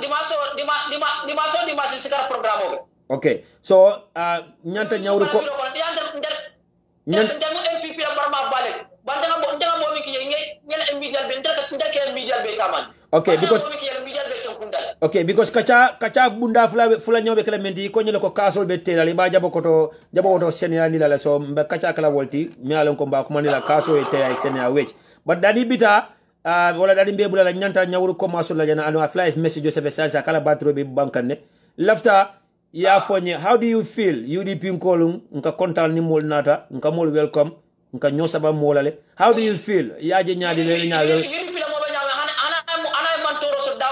ikam dawda ajere gele ko bele ya mari ya tar dalo ya kiski 5 okay, so elena UDP yaje nyaadi la kontano molye welcome nyaadi le molye baadi ngol fitade ma nyaadi la nara ka padir ko si kontan padir so ana nga man toro kusro UDP ajere ibe loya tala allo yelo no kula ana mo problem so bi mo problem kula la ka UDP loya tala yendo ko final nal dalil jumale asabu yenyi fo because na moyle ko NPP ni ke usually yodde bola ni be promo ko no ina telal ni be kura ko ni ina telal ni fata ne kala ni be problem ko pour il be ko final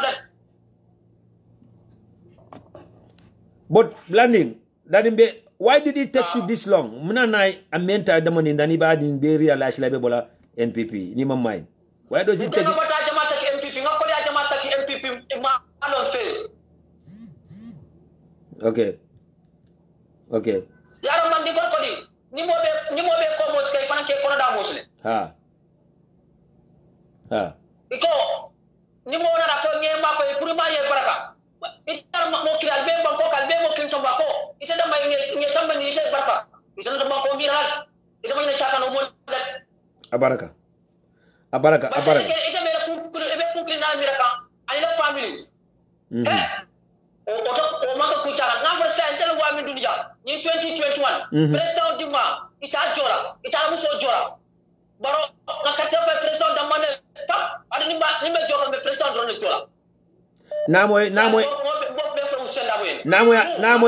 namoy barindingo ikafu me Amadou Sané iko wala be ministre fango kam wala ko do fa be ministre kam Amadou Sané mi nyama ko ko suro la nga bara tel be nyama ko ngore an mo fode mi o jiye ba an mo fode bar gambel nyama bu ka to moy mol bu ka yabe mabori body ko very dangerous Amadou Sané Okay. All right. Landing. Go ahead.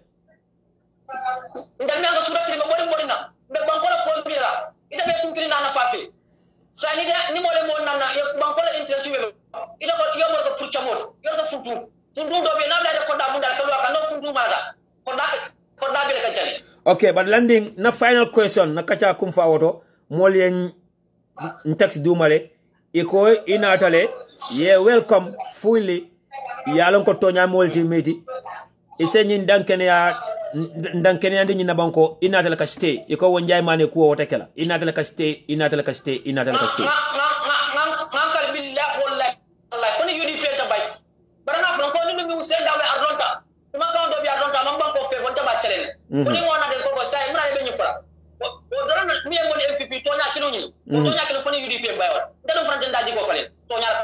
Okay.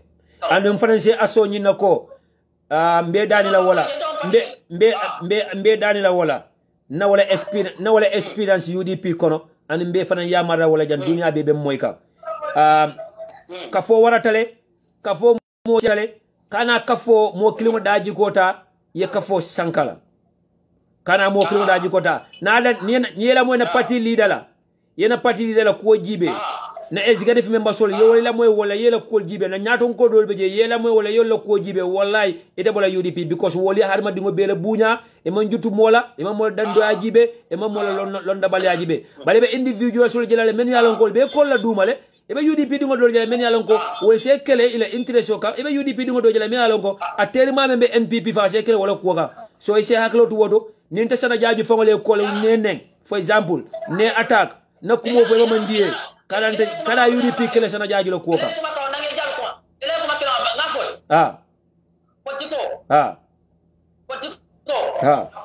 amake ka wur ken sakede potiko e go kuma le fomoli ya kuma di ma fomoli ye mo nan potiko potiko ka fa daraja da wonta ka fa karam fren daraja da o daraja ken son ka fa ande fren daraja da mo le lon wonta potiko ban ko le interest ban ko le na fa ko bi ban ko na fala bele yo mal kamara fala bele sama na fala abaraka ade potiko ka fa usenda fila ka ta tola ida ban ndafela ba muru hurla no ba do ba la usenda bono ma asimindi ni parti kono ida ma bugula no ma ida no natla parti kono potiko si fa sama le soto do kana do si da do ito mo natno mo be dunna sa do mo min natla ida me sin da kita mo natla potiko ni man saba ta ka ida ma samin fa ta ka ida ma ke tay talke de mo nan parti kono ida nga nyilo potiko to ba ko beten abaraka ama bara maka ka fa do ida si usenda da bundala nami nyo jara won o mo usenda bona fa fela yara mi be mona ta usel ka ngam usel sula dole yes ye wuleta kunkoto ita do ko kena yana ma kita sala ko mo mi kala ko do ko ke ale mo mi kala do ko ka kanadi ni do ka do wala fi shata di abaraka usel da fana salo ko mo min kala kanjini e be jam kan bo le be natka afa wal bunya wal ko man ko mi babala wonten man saw man sanila fe man shamil koma masalah koma ko ido to lamu barama ba mi be bala because dama bi do kada place ni nuna ani to dia definitely sen dawe na idea mo billahi ko dai tallahi atumi anen temiste ko sala no man ni ko kumo boka do ma kam mo le to nya mo ni wodi amu dore kalon ne molibe la kumo la moy kanne yalla no ko to nya mo le moy andi kam ndiamu ikam fo ka be jusu ko ngolde ni mo diam na be fef wala ndey ani platform kan ka fo mo lele nin ka janka mol nene be kuma di mal fala ben di mal fala men bella moy ka wallahi ko wadante ni if I am fake they know if I am real they know so nin ka wuli afa mo jama be jambi tatala jambi so mbe tentula mbe jayla la tonya kan mbe tentula mbe duwala alma alay natol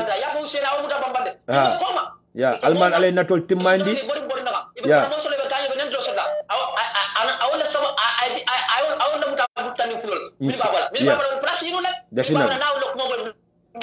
billah wala na man feeling fin kala mi abaro so wala kana so mi be wala ka man sa feeling mi be ko man ni to la yamaro moy man sa ne te feel la bar ko man ko yor ko application mi be bar yor ko bo kendol asi ko la man sa be mi la abaraka thank you so much abaraka alma alay natol timmandi alma alay sawol kenye mbe duwale le tankola e la protection o ala nin tonya molem inshallah ni ano yele sino ala nin tonya molem abaraka amen all right abaraka mbadi ngole mun new west membati men labanta joina sai ika fo me landing njay with the help of Mansa Sumare I was able to have him on the line. I will give the credit to Mansa Sumare abola telefono use kan wala network ya sabu kachani soni atamburuja. So Mansa mbafale fanya abaraka bake mbadi ngolu let me go to Nyauri Koma Nyauri on najelo bafala ko alabatro e province dole Gambia Nyauri ko alabatro e province dole malam fo burumba kachani kala no jele modro fana fele ben kol kaja mbadi ni sem balal no nyanta Nyauri la sotola on the line please mala nyama ben call kam from 141 ya mbadi mi Nyauri la soto kan on the line mbaral na Nyauri soto then nsinaji bembe kacha kala yo nyame Nyauri I'm calling you malam fo ben call je kan Nyauri I know you are watching the program I'm calling you from a different number 1425 773 0949 Nyauri ko ala battery is red abe rinkan at this moment. Yes, Mandinka Boyo, I will take your call. Mandinka Boyo, just give me a minute. Let me finish with Nyauru because Nyauru kala battery bankan. Nyauru, I know you are watching this, so me call kan ne.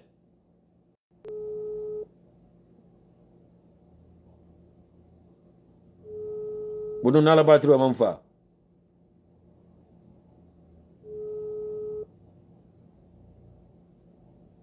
Somebody is telling me that Sana Jarju'S, the nephew Amadou Sane, is not hiding. He is busy marrying women and floating our stolen money. Yes, Mr. Nyauru. Yes, Mr. Nyauru. Hello. This is the only country in the world, on the entire planet Earth. Melancholy network is still an issue there. The only country. And kabi ko Adama Barrow be do ko wala. Iko Ibrahima Silla be do ko wala. Yes, Mr. Nyauru. Yes, Sana. Yes, nkai hakke today nante tele soto la live first but landing nata dunang so mbol ko banda landing folota. Mfama bitang. Najilo ko la batro mang sia bake but nebuleta straight to the point. Ide yemol konto follow nata straight to the point. Nyauru. Okay. You will lal be konton. Abaraka. No more. Abaraka. Konton na itoni ko UDP and media live. Thank you. Thank you. Mr. Koma, nakacha bekala bunda flalti walam di just concluded Barrow music people to mol ba fala akata political campaign de akata personal attack toilet. And then nimboda auto walam be follow la mena walamu the talk about drug scandal be in Gambia. The topic of discussion right now in the Gambia.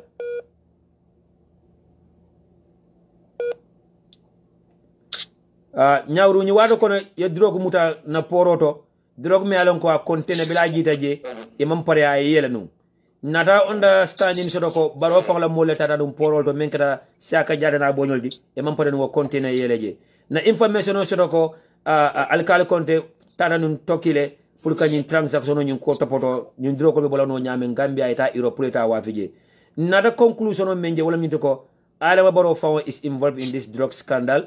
Atala drug munyinti, anala business partner men kada sila basa matedi, but they are using someone as a scapegoat here. Ikafumo banta keta. I don't know what you can tell us about member caring Gambia, especially in drug scandal kumbi caring right now. Abaraka bage sana. Member caring is common knowledge and open secret. Wale ko ni aje president belola la meet the people, so-called meet the people toto.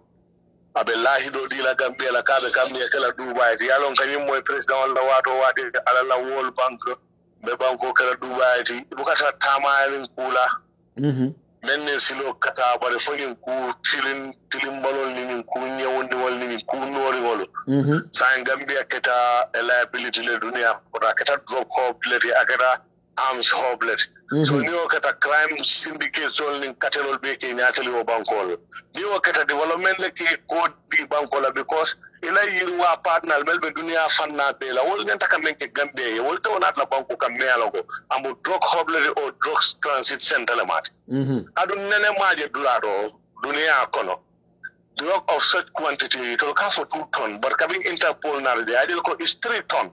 Wow. It's not 2. 3 tons of drug. Cocaine, hard drug, in Gambian source. That type of quantity has more than $4.5 billion market value, not 88 billion. Okay. So more can mean for Yama, now full to me along on the men capital, will have election or regular. Ma sannale katito ko Gambian wol musise wallede nemano fayno nyato rek ibe bulale no male ya tombo mol ko ete wasala mol ko nyin dunia so e sonna pata keso ni tonya keso la e ko hadumo ni palaso anin songo wole mo fi mo pasan nim banko abe nyamen fongo wuli ngan teositi an tutale nundo nim fanan tutale ko tan wodo ngam fambondile bara metala adimin takatu ngam fan telefon dutan tunenta mambondino ay easy min do jannim be tune la fonga dum din ko kono puntum dum dalde fo jannim ko be ma bola ngam fam bonde so oni gambero be dawda e sikara fotoro ni tutale de dum dadin ko kono sa mun tutaji fam bondo même fam bonde la même bul wala mo tilimbalo mo tajirin tawle fisa to le tilimbalot adum be to le tilimbal jamano e xoto so nimme ka fote min drogo ketanto le amanke ne surprised patio men nata science mol be yalla ne ko gaben president barobe sila nyim palaso abe bo men fon la ko da men fon atera so santo man pare sa wobe na fulo bon la nyaadi le kaw dulal lo man kaman ko umda me yalla ko is equivalent to $100 million worth of corda kodo vitamin to Lopitanol mammoto soto mobile brigade police ol mobile ol soto even our army la patrol vehicle dolbe lori imam moto soto and the Gambian army is in a sad state. They are not empowered. If you want sovereignty in the country, you should empower our military. Kani na military level tale kuja okera biko mubuka odwa wala sisa wan ndi dol ka boyla banko kay kana ka kuja okena banko ka ye fansun tamunya wala sita wandi tamunya fansun telo wala jaro diata wandi teloti so do lafta mun la nyim banko ka mol bi nyaabe dilinding dili bare li ñu leka fo me ñu nek la mota ku no la je bari Gambia is the wrongest number it will be men dial kan men kana jan sanni mo nin fulante sonna ko tanke ko me yafa nyame never again ata soto no la moy du nyim banko ka yol do jorantinya desi mol ko kan yamul do kundi yela na fulo kasara e Gambia totinya e fo la kunkili nafa ka buri la pozo ko mandi jello ata kel yani men fo ku buga mabo jang itariata nyonya general melasi muta itariata nyonya nye petrol bijanne kar kullo bonde hani din ko kon itariata nyonya ila da men baba ba duba so akata nyonya moli yalon ne ko mo manke fit itata men na tokki e wala fala sene kabri nim ko boyta nim bitema men keta moli jakal ko da hada wadi mo be jasaya nim ku men bo keta ni masi bo ko nim to ko ya ko ni wala ta man sakunda man sakunda ko ila diamulal melbe diamulay be ikamunta ko kacha kumfingol ibe wurla dula de poti la dula patti la dula do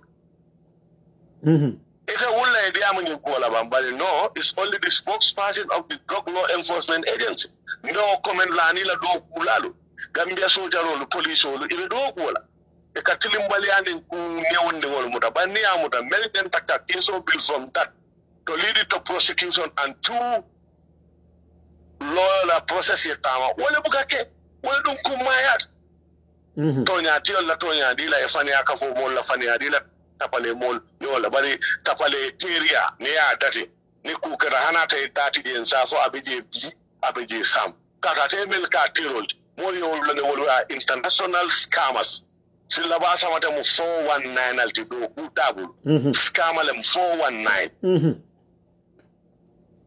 drug pin le mati drug kingpin hanatra amanke main distributor de bara asata dawda telka sindije mo be o lonne o mo open secretly no mo de terti fakati sa dol prit aka na fon prit aka fako garola ko de tan yelo fola ga yelo amanjara yelo la ajata na funolla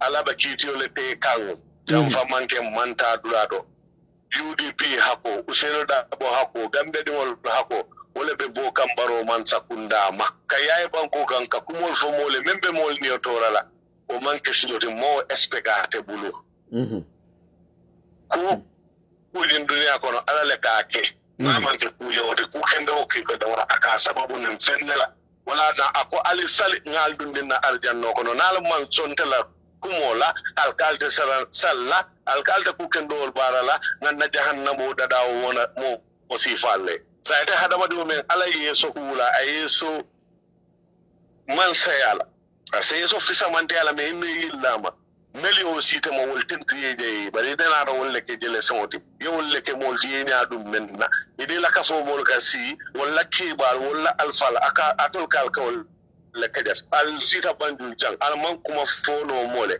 al kal be gambe kala dubai ama fani lokum fulasi mo lokata ngim banko kan kabri gambe independence to anin kabri be tubabu do ya maro ko over 10 centuries gambe ne mo malu sifa so ye drok sifa mutajang men transit ka bomban kubanda kana the final destination gambia wonene man sot so mu baro ye malolti ama ala ministeri ye malolti ama ala o so call advisor le malate advisor mun nafale batalo advisor kani jara advisor anin geja advisor anin mafi jara advisor malo will be more advisor mun la mo me yalon ko hari ma fe jara manga sino e manya na mar will be advisor mun so mo drew a feel moral so mo drew a feel semesters bu ka do ku so to palate ko be fala New York Bronx lol be Manchester jana e be confusing wol ko madunga na ko ka fo do be Gambia mo fahamu den tan ko to ben fana na faham baliya chronica ngam fanka kon do le fello ngana ngan niodom kato ko don na ngan niodom mo me alon ko on our platform en banku dingol jante kila ko kacaje ete ka comedian o nati mo me alon ko value tala londi tabul among Gambia la problem lon karaka be siri America le baba janyol na sifat ko le na ke nyati the biggest political party in the country wala leader la ka kajafi ka kuma furi mo fama ite ko man sakunda la na fulo men na budget line ya bondi ka expense pour que tela to faciliter pour eta e banku dingol the problem will turn into a UDP insulting platform, a lawyer double insulting platform, never again. Ntason na la jang. Adi ni mo ipiyaka o kusifal. Ni buton be mo bulon se buton lo. Kani be jikiri mendan se o fa buton lo. But Mr. Koma, nani understanding fanan sotole. Immediately after billioning drug container is busted at the port. In other it leads them to something. Wala mindoko kidi container follow duntanum for findita tata. But because of any drug container kwa sablo kidi container fana nata find. And now understand ko yara fang Abubakar Jawara mera kido dun la banko kana. It's like a normal business for him now. Ka kido dun di banko ka. Ya long dia mo kilim mansa ka vo President Baro ngama la fahamo man futawod.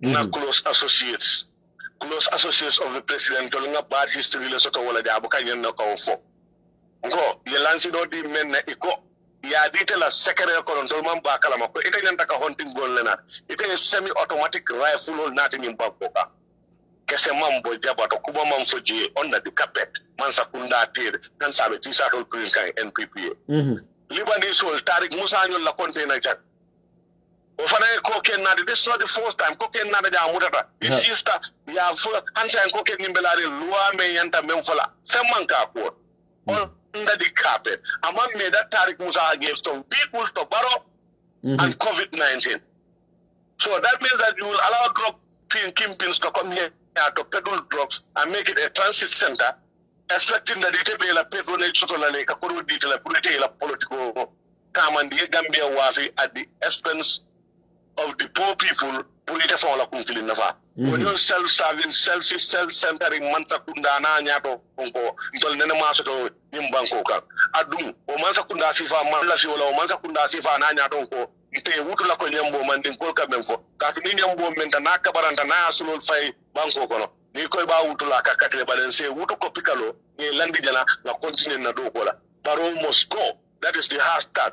Reason tabulu, dalil tabulu, program tabulu, lundi tabulu. He must go. Wokola kana kuwar wajabendi. Ikana amuru kumen nene manke Gambia konoja. Our security is at stake. Our sovereignty is at stake. Gambia has become a drug hub and a cocaine peddling transit entry point for all drug transaction and businesses within the sub-Saharan Africa.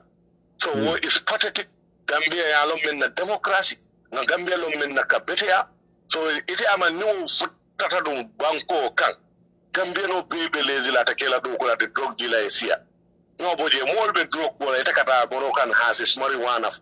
When we are having 3 tons of cocaine in this country, who want to talk about Moroccan has? Who want to talk about marijuana? Name Taiwan filandi wol mutani bam. Okay, say Tora, you prosecute, you don't sort of send you tang fula. When cocaine peddlers and dealers are in this country, claiming to be associates of Mr. President, Silaba was it in Bangkok. Yeah, I don't know what can deny in any civilized society. Because a kata ku nekela. When I had a mother, when you want some butter, Kesson in Pronia Kesola, you get a money, Tapale Keso. Ani nasiki keso, ani mo mesen keso ita kate wole. Tonya keso bata keso, ibe sonna wala ni dunia ko neke mo te mensi ke tonya dun to die tonya fonoma. Ba ni to ko be kala mo le chafu siseti, ita be kala muneti, wala munti nasiki keso.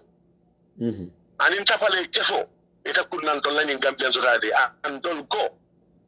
Hashtag baro bukut lendem nan leer sai. Barin tol mangi leer kala muda baro man fel leeral jam hani nawel so te ngil leer indinola adu nawek mam bo balola leer kalama so law denkilo ya lala mus fayada e ka fadina kulu kan suna baro bugul lendem na leer ay sere baro bugana lendem bu leer sawla fale balo bugana lendem li du leer jalo singo be foran kan fotan te fenola ale na to nya fo nyoye Bangkok and Kabin 27 December.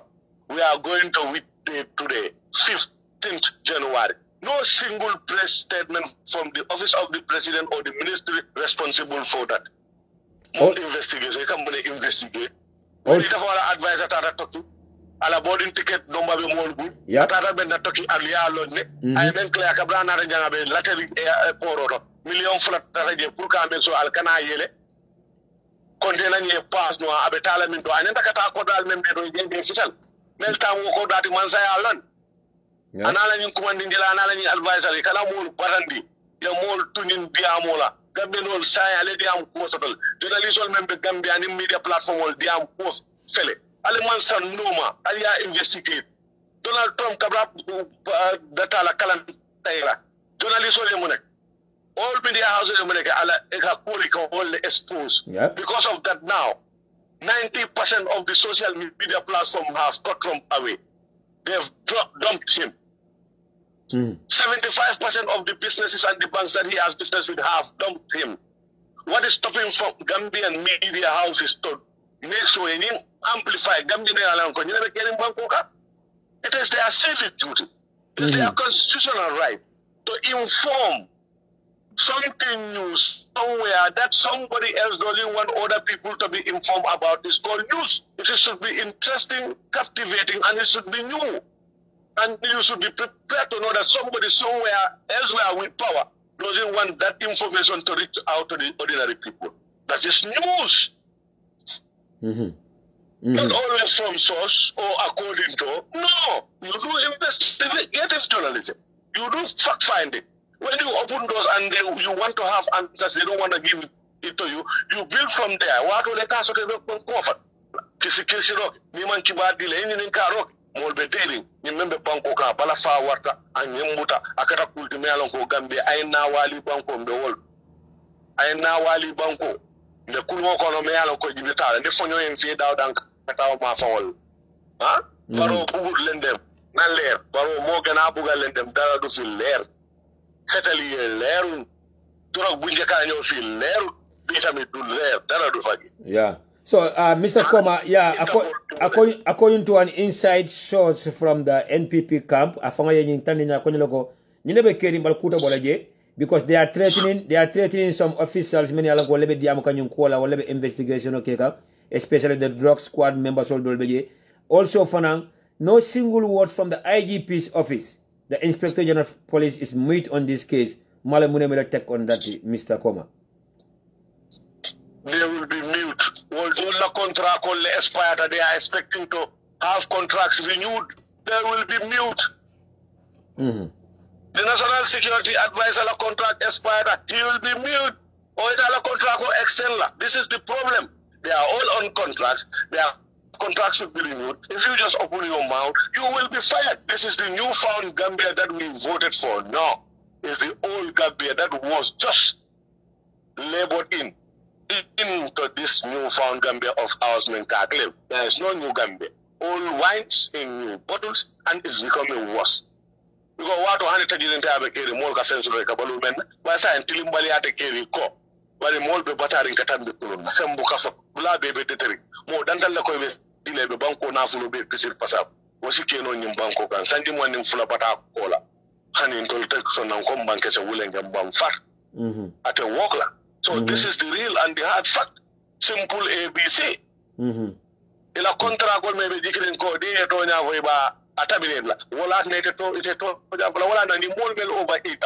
Security sector reform men for near that you clear up the system. You sign young bloods who are very educated and they are competent enough. They will not mind whistleblowing and they will be protected. That's why in CRRC make for the reintroduction of that bill is an insult to the Gambia, is an insult to our democracy, is an insult to our all of our democratic institutions, including the National Assembly, the Judiciary, the CRRC that was established by an act of Parliament and the Gambian people. You could have given us the benefit of the doubt, let it pass through the second reading, and you change certain things in the third reading in the Assembly and at the plenary, and you allow the Gambian people to decide for electoral constitution and let it pass or not.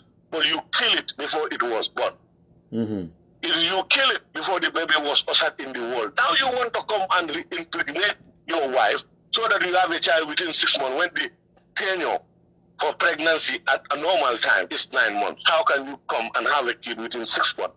It's unattainable, it's incomprehensible. Common sense. Nobody can explain that. That is just self-serving, selfish, greedy rulers in this country. Melkau. You cannot bad luck Jonathan Natimoleka for good luck. What is good about him? One-time president. It's bad luck Jonathan. Mr. Come here and talk to us about good governance. Yes, Mr. Command. Yes. Come here. Mina Karola, the draft constitution, the ballot paper, and the election bill, Deputy Bono, and but quickly, can you summarize something here about Barrow saying that opposition leadership will be they are dealing with criminals and you left a banko wafi, Dadim Benda Dela, Walla Dadim Nijila. Sana Nijila, Barrow is the guy dealing with criminals. And he has criminals at least. Everybody know Alkali Conte, what is his job? Siaka Jatala Duko Murray. Lusaro was a land dealer, those are criminals. You deal with Silaba Samate Eskama, he's a criminal. Abu Bakar Diawara have been doing this gun-ting business in Angola, wherever he goes, he is a criminal. All his associates are criminals. Sirindia is another criminal. Who among his inner circle is not a criminal? Tell me. How can you stand? You are the custodian of, you have everything at your disposal. As the president and the CEO and the chief servant of this republic, if you have info about people who want to sell the Gambia to other companies or other countries or other powerful businessmen because of their selfish interest, build up a case against them. Have your case filed forwarded to the Attorney General's chamber. Prosecute them. You more personally commanding general political mola. It is all men going political water so that more quantity is for mole. You see the Palace or the or more Sifa. You can send this away a mat. You can become a $5 months. You can believe you make a bar in Indiana months. You can go OIC Minaja bite a month. OIC Flender. Table Funkas a Mankino. It's a phone and to live because CRRC phone have a poor child at Dionat. If I are killed. Can you come to the report of the lemons? Think it is Syria. Melbedia was soon canal, Mel Delta Sunano, Echo, let the Palazo put in the Sudan role. Saturday, what can Barrow tell the Gambian people that we don't know?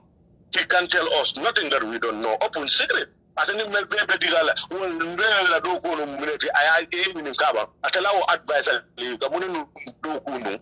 Sumaba Samati. Scammer.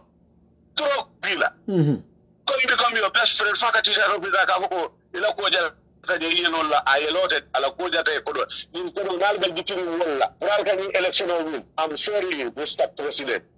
Barrow, you are disappointed. we will count you out and we will yank you out like the American Booster Trump plan. We will do that. That is a promise. Come 2021, we will yank you out.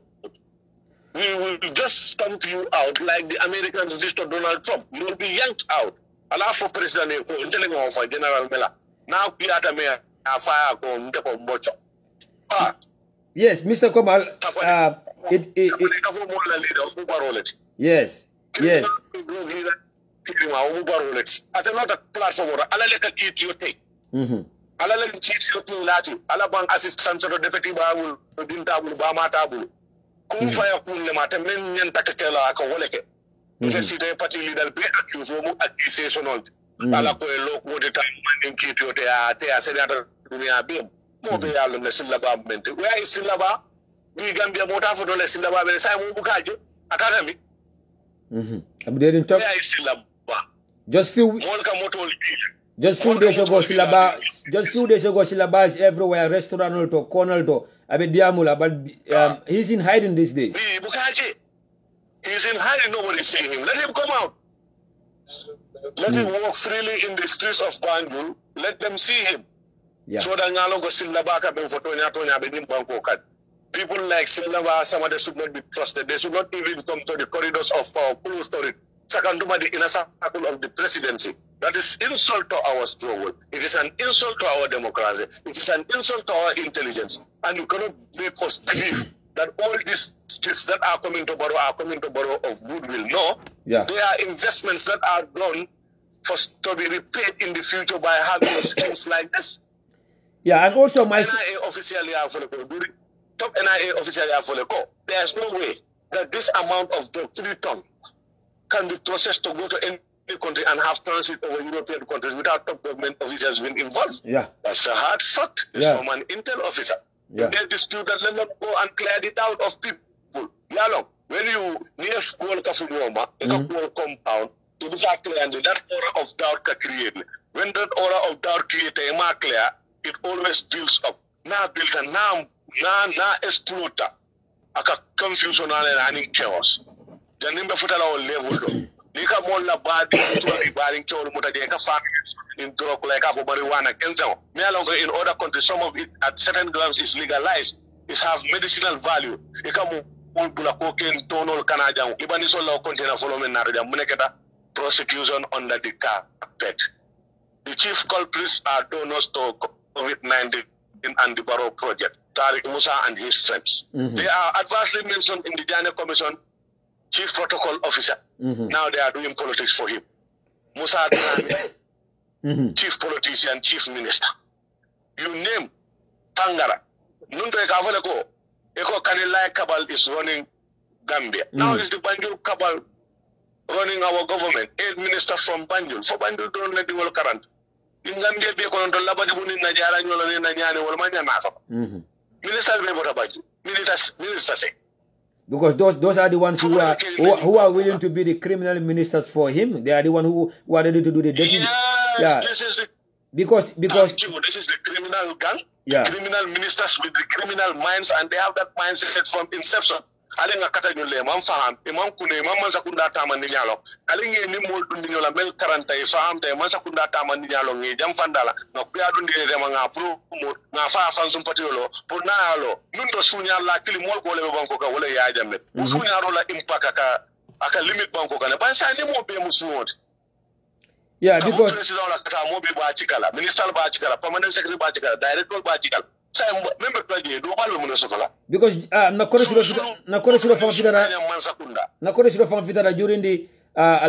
during the campaign tour, none of these ministers were there. None of them were at the platform to speak. They were busy.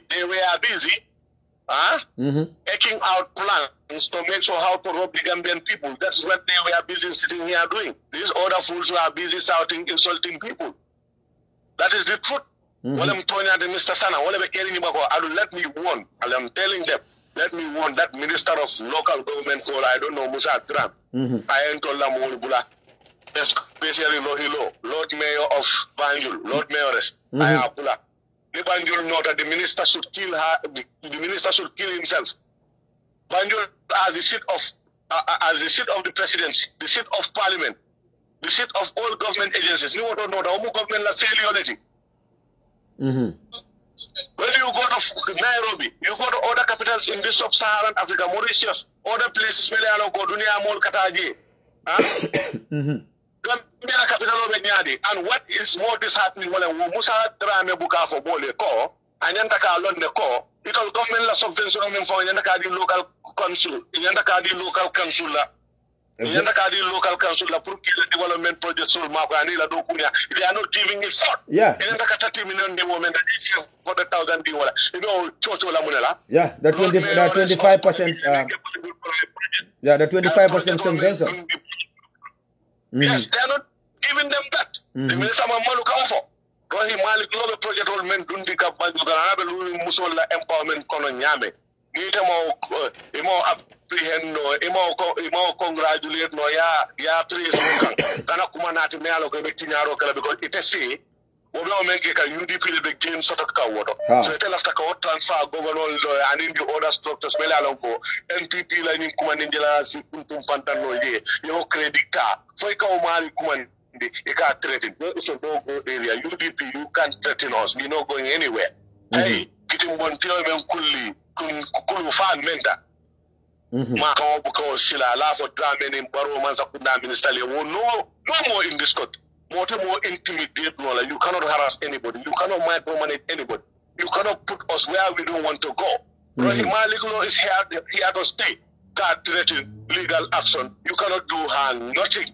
Musa Drama, you and your president, you can't do Rohingya nothing. You can't do UDP nothing. Better talk about what is happening in this country. The low income of living of the people in this country, they are low earning. The hiking of prices in the market, basic commodities. Tulo bukasan no, wuli killing kemelu, when kasan no keme say taldu. Wuli killing kemelu, say wuli killing kemenani taldu American rice. Jawabodo kemenani water say 8,900. Si se carton, Nankasan will keep say, will killing chemical taldu.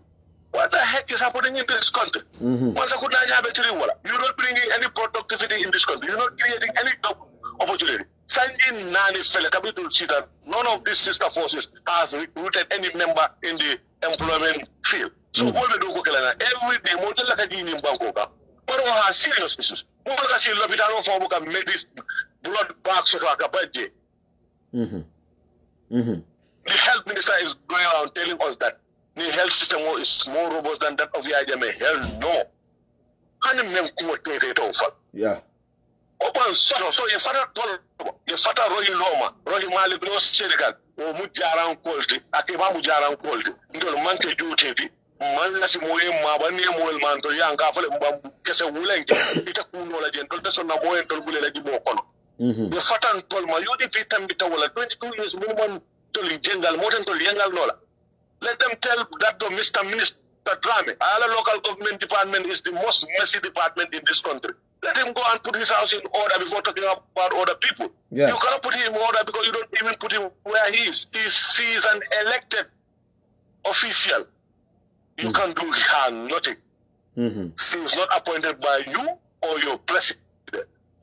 She came to office like the way your president was assassinated. We be carrying him back. Be criminal, be firing, someone be firing state out. Now let's talk about prosecute. The local government minister can go on land like a bad one. If I deal more, they made a phone investigate. For a marriage, ne put all event will contain a fuck a ball, put all logo. General Mela Lafo. Now, got me a fire contact with no. Do not execute. Yes. I don't problem in Bangkok was about Bangkok. Because of the second more father. Go see you have a cool for a melted kilo in Bangkok. Classroom, Ulinani Morio, Yalon. But the honey knows in the school, Biriku in Malaka, see the Sangina. Kagaka Loka for Moleko, Caporo Diala, UN, New World Bank, $30 million and the vulnerable family. What's the kind of political tool? Very la fontaine of cattle for Puru in our line in Bangkok and find a reform so like a more. Go reform by the way more to Rakante. Lahido meant a Timala. What are the Lahido to Timala? Boroyama Gabriel Mutole, the Focha Fusisole. Yes. I'll come 2021. We will yank him out, telegraph by yank out. Yes. Mr. Koba, 2 points here. according to my source again, Banta Keita is used as a scapegoat. Banta Keita is used as a scapegoat. Flanjango, I confirm look, Banta Keita is a holder of our diplomatic passport. And then, a cabinet minister telling a National Assembly member that Gambians are political prostitutes. So so they have this personal belief that Gambia be mun jongol ti wala foron to Gambia kodo ya dila dra bantale Mr. Koma. Sign wodam wrong number ti men dal ko dite je sign ko tan. Bari Interpol will be la investigation o kala. Ni to man fen will be fen falale. Ya la ni problem what. Ni ko diplomatic passport kala tissue paper. You give it to business executives that are not even Gambia. You sell it to people at $20,000 US. Banka got a diplomatic passport. How? In which capacity? Now, it's a Gambian diplomat involved in a drug case. Let the Gambia government answer that question. You are the people who issue, and the only approving authority of a diplomatic passport is Mr. President Barrow. Yes. Exactly. So now I approve Banta Yamuta diplomatic passport Babu. Now, President Barrow and his ex-friend. Imagine having treated Glasgow castle. Waivers will be given to top government officials, diplomats, and others. Who are those others? You want to tell me people with even ordinary tinted glass, is factory rates to pay around 10,000? They are creating a chaotic atmosphere in this country. People will never do that. Yeah. Factory tinted from the factory. You want somebody to pay 10,000 clearance for that on what? For what? And you will waiver it for some people for an orders. Jumaleman orders. Babu, diplomatic passport. Banta is a businessman. Where he lives, a mansion worth $100 million. Where does that money come from? I can't have a business partner like a motor sign. So a business partner, don't fill up a drug deal. Let's not Banta Kala scapegoat. But one lie, everything will be uncovered in this country. Kubuka Mabu in Bangkok. Imagine Modo Latokita Afundita, Alcal Content Afundita. Yes. Yes. A boarding ticket Afundita, la airline ticket Asanta Afunda, wo container transit Takabotoki Wato Menanatela movement is all coincide. Womanke coincide is very calculated. Yeah, because Anatela presence at the port physically to lure them and bribe them with 2 million. Yeah. Yeah, the guy saying that Dubai for Gambia. The guy Gambia Dubai. Yeah. You're hoping that this drugs will make it to the market so that you have $4.5 billion is to go come and manipulate and empower the statement made by that minister to the National Assemblyman that Gambians don't believe in anything. They'll always follow money. Where the money goes is where they go. But instead now, the Interpol and the Gambian people will follow that money and will get out culprits. And we have a headway through some of these insincere, unpatriotic Gambians who call themselves advisors to the president, and they are criminals. Criminals incarnate. They are criminals incarnate. So because of those people, Barrow will have an issue, and he cannot exonerate himself from this issue at all. He is the chief servant of this country. People close to him are adversely mentioned in this issue. Until and unless they are cleared, they are all culpable. I would go up, I would go. Mr. Barrow, for the last person. Mr. Koma, the reason why Alkali Conte went to Turkey, the European market cannot be penetrated. European countries like Germany, Italy, and so on cannot be penetrated. So they want to use these Arab countries to look at Europe penetrate now. And then secondly, after the conclusion of the Interpol, if a president is involved in a drug dealing, and a close associate, we have a Jarju'S in the Gambia, we have the legislature in the Gambia. Itala mira jato jam mini yantu tamla jam kotanke from Jarju'S Sadula, Deputy Ola Karola, and our political party, the concerned political parties in the Gambia. Yanta mu effort la kala jam. And the civil society organization, political parties, serious parliamentarians, and the entire judiciary is an impeachable offense. It should not be discussed. If that is found to be the truth, he's involved. It's an impeachable offense. They should not take time. Somebody should just draft that bill, pass it to the National Assembly, and let the National Assembly act on that without being partisan. If it is not treated like that, the whole Gambia have the right to invoke certain chapters of the Constitution and show their disappointment, show their civic right and disappointment in that government until they leave, we cannot go home.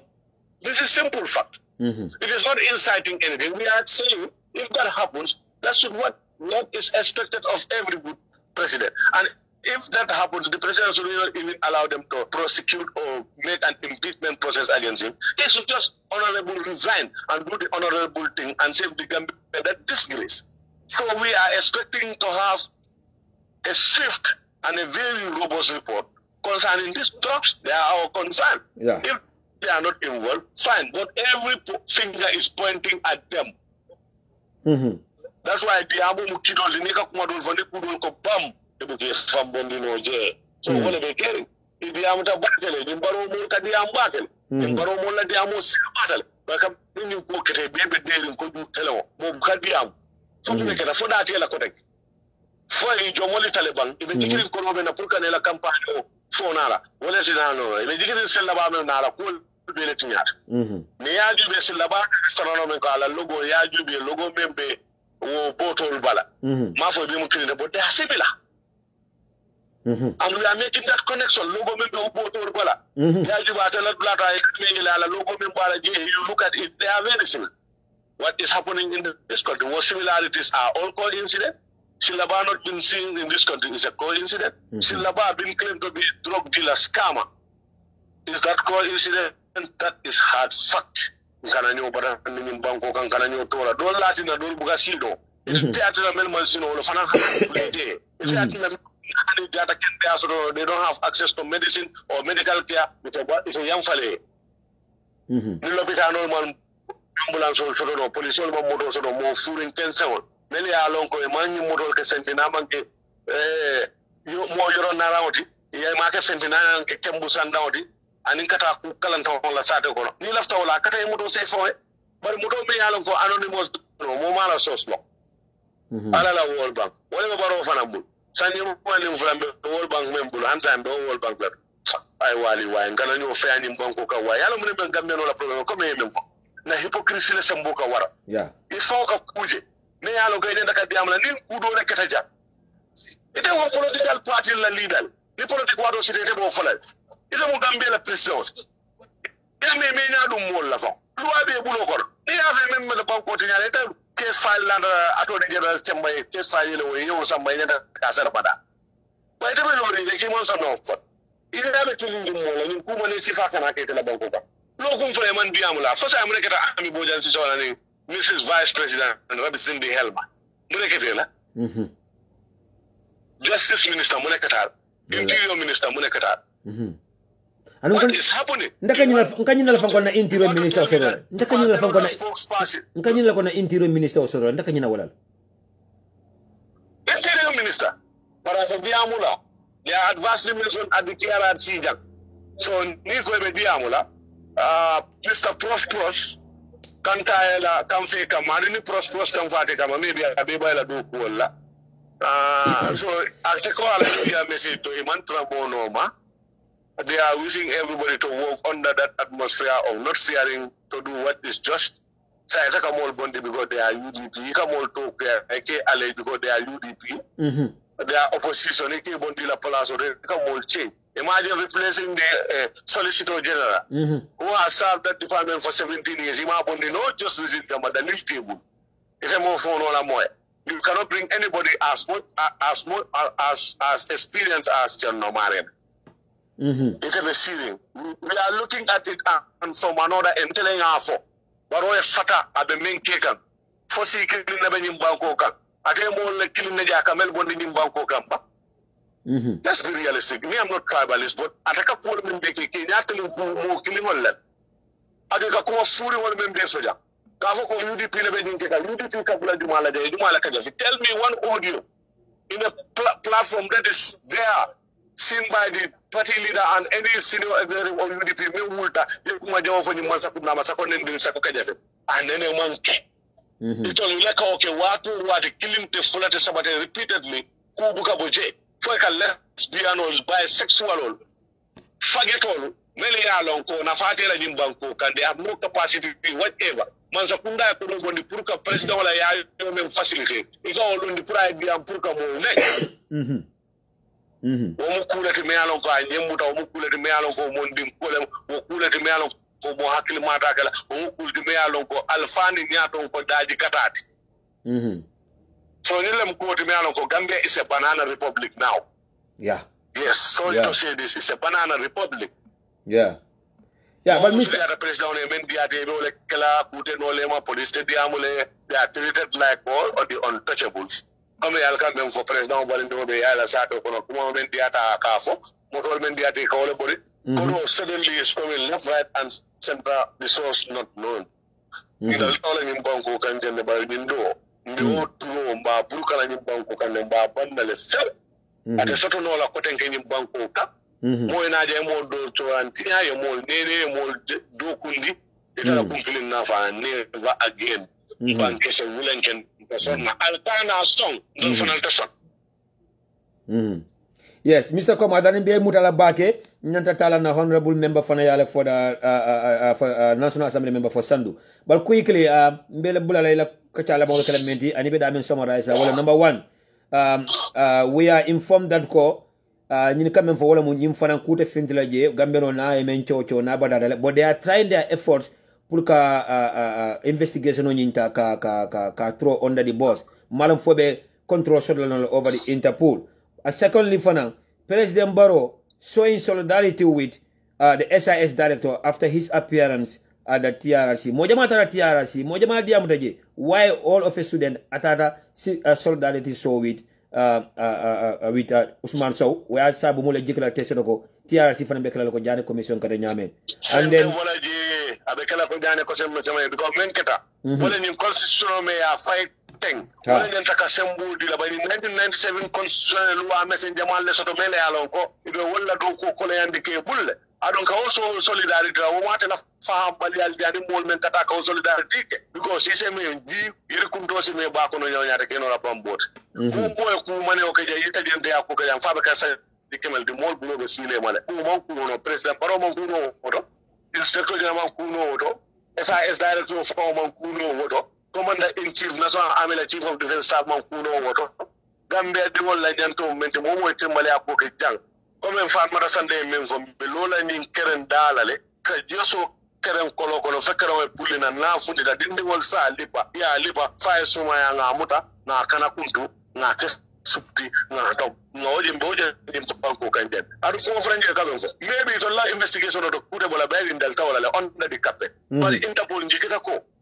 o rekuno la jele adu kude ma nyanda na la gambe ni o frenta akata to nyak we man sakundal tora molde ase mol tora bala man sakundal tora ila credibility me kafo wala fana mi je nata mumbu moti me yalo ko ita so be ya ita lada ko gambela interest wala ya ite tan ita ulta fo political party wala wona ni dim kusi faskara inen taka sili mbire ye fandu be pak so in kafo mo kafo ite me yalo ko mo te la le la hili tinya kafo tan fa kafo tan fa la kate tilimbali ale kate ani jengo ni lo man tili so in taka men fo ni constitution ni ko men bleke kafo ya ma baro ya ma ka o ke mo la ka kafo lu kan sumna le lu kan sumna asun kan ate fo le te fo ko ite men be siri so ni ko amanya na jam fala sana ako be ko be rajele bari ala man la fi tonye rola kana mol tonye kana kuma fo bol man même man to la political interest kam ite ka mo dolje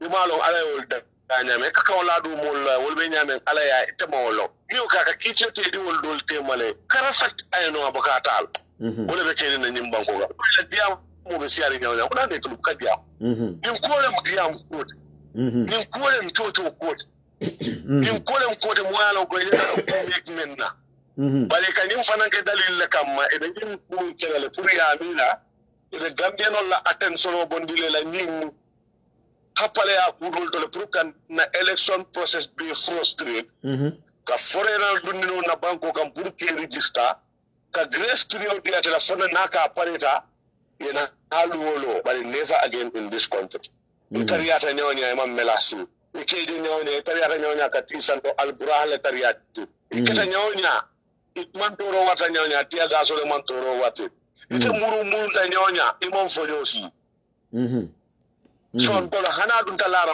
ko to hana mol sida men kata bo ko bi afa ko melak ka ba kala yudi fi ka ba kala male bay falo be si kan futso de sol be si kan jang fore na ta katto fayla jang nik fore na ko to fore na katto fay jang ni ba ko kan ni inni o bota ni baramata ji tele yak adum pareta ni si anything me kamo to le pareta wala jina sa do la mo le ko to anything so gambe 2021 anything fore na ta katto fay jang bu ganda ke Senegal la katto fay Buganda ke gine Conakry tato Buganda ke gine Bissau tato Buganda ke Mali tato wonto wol le ya marilla ye da bondi na polori ko ne kana man to ra kusa di adin gol min be kiri ta polori dun na duma pour ka mo la concentration drug it will be la politique tapale ya manipulate munna kate kese na fikia tilbalea aboro bento bul ya teo na mem fon société je karu gambe ko le ale gambe no bula e la man sakunda tombo ale bang gambe dingol bula e la président tombo not pour ale ma koy mukal ma koy on la temple ma koy la tombo do comme 2021 we also in the fourth president of the republic ala haji senu numukunda mbaro number 4 that is here ekajin Scott County Yemen for na nyawata kila kapto file ja you can take that from me the sonna okay Mr. Koma nyina sodola talata lungo I will have nyina sodola nyin talata nala mbele fle ne sodo janna kacha wala membe kala the draft constitution the election bill me alonko I will be very happy. Okay. Draft constitution. I have something about I am part of the people in the Melialong Sita Okonenga Jube, and Dr. Cesar Wall, the International Republican Institute, no draft constitution. We don't see anything. It's a progressive one. It's a departure from 1997. Yeah. I think election bill in 2020. I'm part of the IPC representative Melialong. I sat over it. I have the document. I see many holes. Many porous issues on that draft. On Tuesday we'll be able to delve too much in depth. Yes, in program in detail. Kaitan di bola ko tilimbali alin tapale akul me yalanda akono. Ka make sure ka obilo introduce ka constitutional fight. Ka bilo na de me alon ko abelin ko balod ne nonsense on sport counting be bondila. Hell no. Yes. So program talato la mbe flyer di la akola la talato Gambian time trying to seek attention of people to other issues. Mba flyer did la call Talato Gambian time 5 p.m. based on Lajana. We'll talk about that. But right now, finally, Hamad Ba, a state minister, Billy Barobe to Kumasi with not personal attack lala, cause one the attack can alcohol in a safe threatening. 5 combo, Nataje saying, Beate Bundaile Mole, Nendrila Kumasa Nendiroke, all of a student Akatamina Nendrilal interceptor. Nadula jele mi alonko natalo finti that video finti that president boro faka ba bulo race ka fo nendira ko time out because be nendiro ke ka wata bala nendiro dimitale state minister ayala minen problem ot man den ko kan duwale ko alaman tank alhaketu mbadi ngolu nyawri ko la so about his back. Okay, continue. Man den ko kan duwale e ka fa alaman tankala su kono setane ma wala kono setane an setane marufo Amad Bambu setane marufo mi ajem ko setane marufo le mi tele ko dati ka mol ne adundi ka wulundi wol susu de wulundi wol susu wala hawo dati te wulu bañi belari jana e ka fa wala wulundi wol manyana kala ne ño foka baate be diamuda yalo nendiri man tambi ka Gambia la legend ala icon me yalo ko is the father of our independence and our democracy ite ko ika wolle ne baro man sakku kunna la fahambaliya Amad pa la fahambaliya ila karambaliya ila wasabaliya anila dunia lombaliya ko le tan ni mol ko Gambia man sakunda be tamade ni structural membele be jikrin so where sa dawda ka ba jawale wo structural kija be bul ko non ni wata la yemma ko ni ngafem fo ya fo ni killing The Central Bank of the Gambia, Sada the Karabaji, Polea, Advent for Gambia, Fansun Kodosodo, Nuntonka, British or Lakodo Mensoto, Io Buruka, Union Development. There's only one referral hospital in this country, a Lota Sadauda La Kairaba Jawara Wadola, Ekafa Royal Victoria Hospital. Gambia la Karamunda, Namanke Gambia la University, College only other technical school, Gambia Kimuna, SRN, SEN. CHN, that is the Community Health Nursing School, the State Enrolls Nursing School, and the State Registered Nursing School were all established during Jawara's time. Yeah, MDI, GTTI. MDI, GTTI are all established during Jawara's time. The Gambia Revenue Authority, that is the sole and the principal revenue collection department of the country, where the Gambia's budget and revenue is collected. If it is 100% of the budget, we realize 60 or 50% on the Gambia Revenue Authority was brought by the intelligence and the innovation of Sadao da Kairaba Jawar. The Gambia Ports Authority, being the biggest port and one of the busiest around the sub-region, contributing not less than 20% per capita to the economy of the Gambia, is created by Sadao da Kairaba Jawar. The Social Security and Housing Corporation, that is giving us reliable housing and providence services to retired pensioners. But Mr. Koma, Hagadu Malafike Kundu. Okay, but Malafike Kundu, why do you think that a response came from the immediate family of Sadauda instead of the party leader of PPP, OJ Jalo and others? Why they are mute? But Sadauda, the immediate family, will let because they sold the party. They sold the party. They sold their soul to the devil. They sold the party to NPP and Adam Abaro. Nimoka Kodo Dila, Nimo Sunyala Mandin Koya Vanako Damen Jube, Niman Jube, Abanya Talib, Nitafenola J. And a UDP government will make sure people like that have no space in our society. We will create on the atmosphere and the platform and the foundation that our founding fathers of this country and the democratic principle they instill is promoted, and we bring in new things that will be in advent of the 21st century, and the way we move, we metamorphose. That is called innovation. As a UDP government. But I'll tell you, Gamtel, courtesy of who? Sadauda Kairaba Jawar. Itol men foka diamo e school men aten pour bi si e diamo allora Sada da Kairaba Jawara amad bata ta school men do parota ta school men ani ñun kuma di jellade Sada wala la be lo diamo e Gambian ka fo £1 e so pound la. There was a time the Gambian currency is equivalent to $5 is equivalent to £1. How strong the economy was, how stable the economy was. Well, I have $5 Miami pound. There is a connection between Miami pound and pound sterling. $5 was £1. Now, how much is a pound sterling? Pound sterling for $70-something. Right now, it's up to $60-something. So anybody who led that government cannot be disrespected. Canada independence cannot self-rule and in institutional law. We used to have the fastest growing economic in the sub-region. Yes, in Africa, not only in the sub-region, in Africa. I'm telling you, the policy was so strong, a pound is equivalent to $5. $5 is equivalent to £1. That is how strong our economy is. Imagine, great people like Sadauda Kairaba. You talk about Jallo Karambo Sai.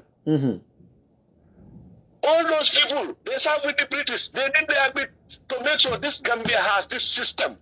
So if you cannot tell those people of the PPP, the founding members of our democracy, you cannot come forth and start insulting them, telling them things that are never happening in this country. So until Tesson now, I'm telling them before. Jawara Nimbe Kidan Sam Baro Ate Muneke.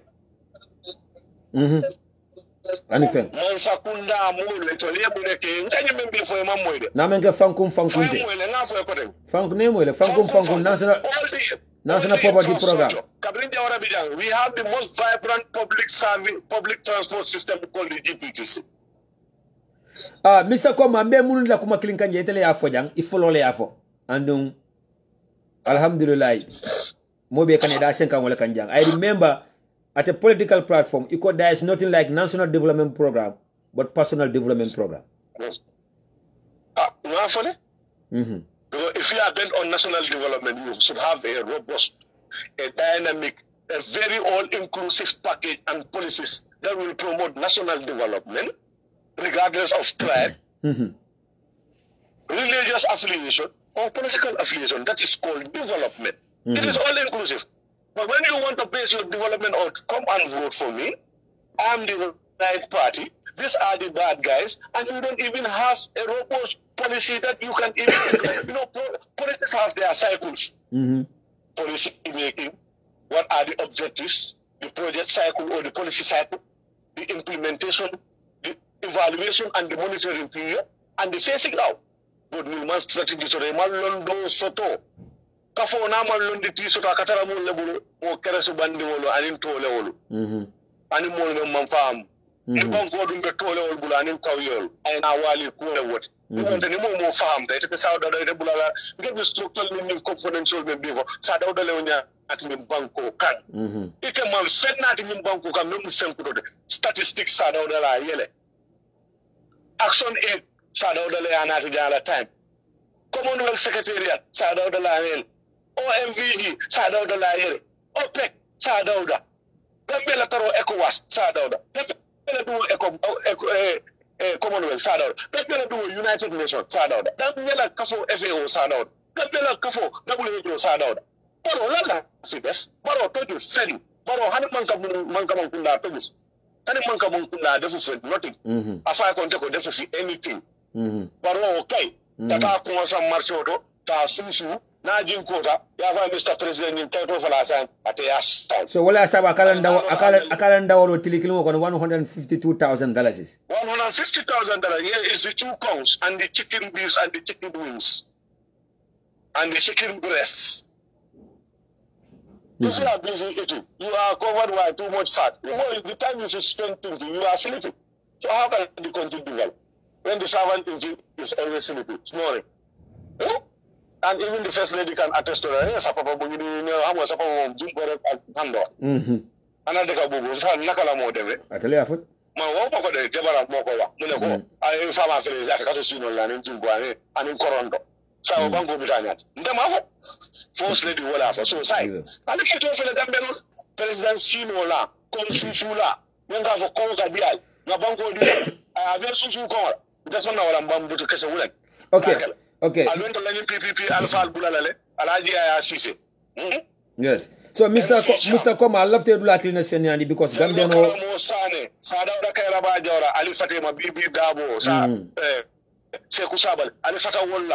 Lamin Kiti Jamal, Ali Fatela, Amankani, Ali Fatela, William Takaminki Okele, the Banku Kendo to the healthy reserve, healthy country, well brought up country and well-disciplined country and a very well-disciplined civil service. Now we have a civil service, they are pre-singing civil service.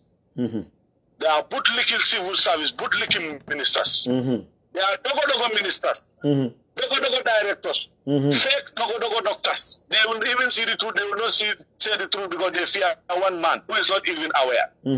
Well, it's a sad state, Banana Republic, the Republic of Banana, Gambia. Okay, but Mr. Koma, I have people confronting me with this statement, and as we Europeans, we will never associate ourselves with an dishonest son. We will never give a blind support or being a blind supporter to corruption and nepotism. So they always confront us with this statement. Many like UDP hate for what we are. Ndele baro la trust nu la tala nu ba tena tentele jamfa say yenten tele bilem la fonna men trust ay jamfa they always say that yena ni jox baro men emanya naka UDP bilem yena ñu jox baro lolu wax bu yaawula ci doom sa den ko jur sa biir mu nekk sa doom nga yar ko si yarin bu baax nga jàngal ko nga jox ko jiko muy yaree sa kër bu baax nga yar ko yar bu baax mu nekk doomi julit mu génn si biir mu def rambaaj xanaa yow la ñoo bileeb ñun bu ñoo taana baro woonu ñu jikoom yi doomi aadama balaa nga koo xam mu am xaalis ba te mu am place tay moo ko waroon amul place amul xaalis doo ko xam loolu taxul ne nga jur sa doom su defee lu bon tamit war nga koo toppa si lu bon su nekkee ku bon moom moo bonam waaye yow mi ko jur bonuloo te yow sa askan bonut UDP bonut Barrow moo bonam moo bugg a place nit ku ñuul lu tax ñu bugg a nguur ak place li mooy tontu bi Barrow doylu is not loo xam ne nit mun na koo jàngal si nit o du jiko boo xam ne nit mun na koo def si nit bi ko doo dee jurwaale ak jiko doomi aadama bu ñëw si adduna bi dañ dee ñëw ak clean bill doo dee am lu bon you come as an innocent baby you are school, you are trained. But the principle of training and schooling somebody is for him to apply it. When he refuses to apply it, even your son, do you kill him? You cannot kill him. You can force the horse to the river. You cannot force him to drink. That's why we want to force him to drink from the fountain of knowledge and love. And he refused. We discard him and we left him there to drink from the fountain of waywardness and backwardness. So that is the issue. UDP in Bugamonoma because it is Natal and a smooth and la catita. Because who about for sale, I asked about that, but I thought I am. You know, somebody forgot liberty. This is the fountain of honey. Drink a gacha, I mean, a cat without protocol. Yeah, we'll have a protocol about killing the target. I didn't believe that photo the other Leo, but I believe that Leo the other photo will be yet. So you were you did be I do honey some and then not na policy movement for 22 years that change that way. We want to men silotara, the son pledging willing them.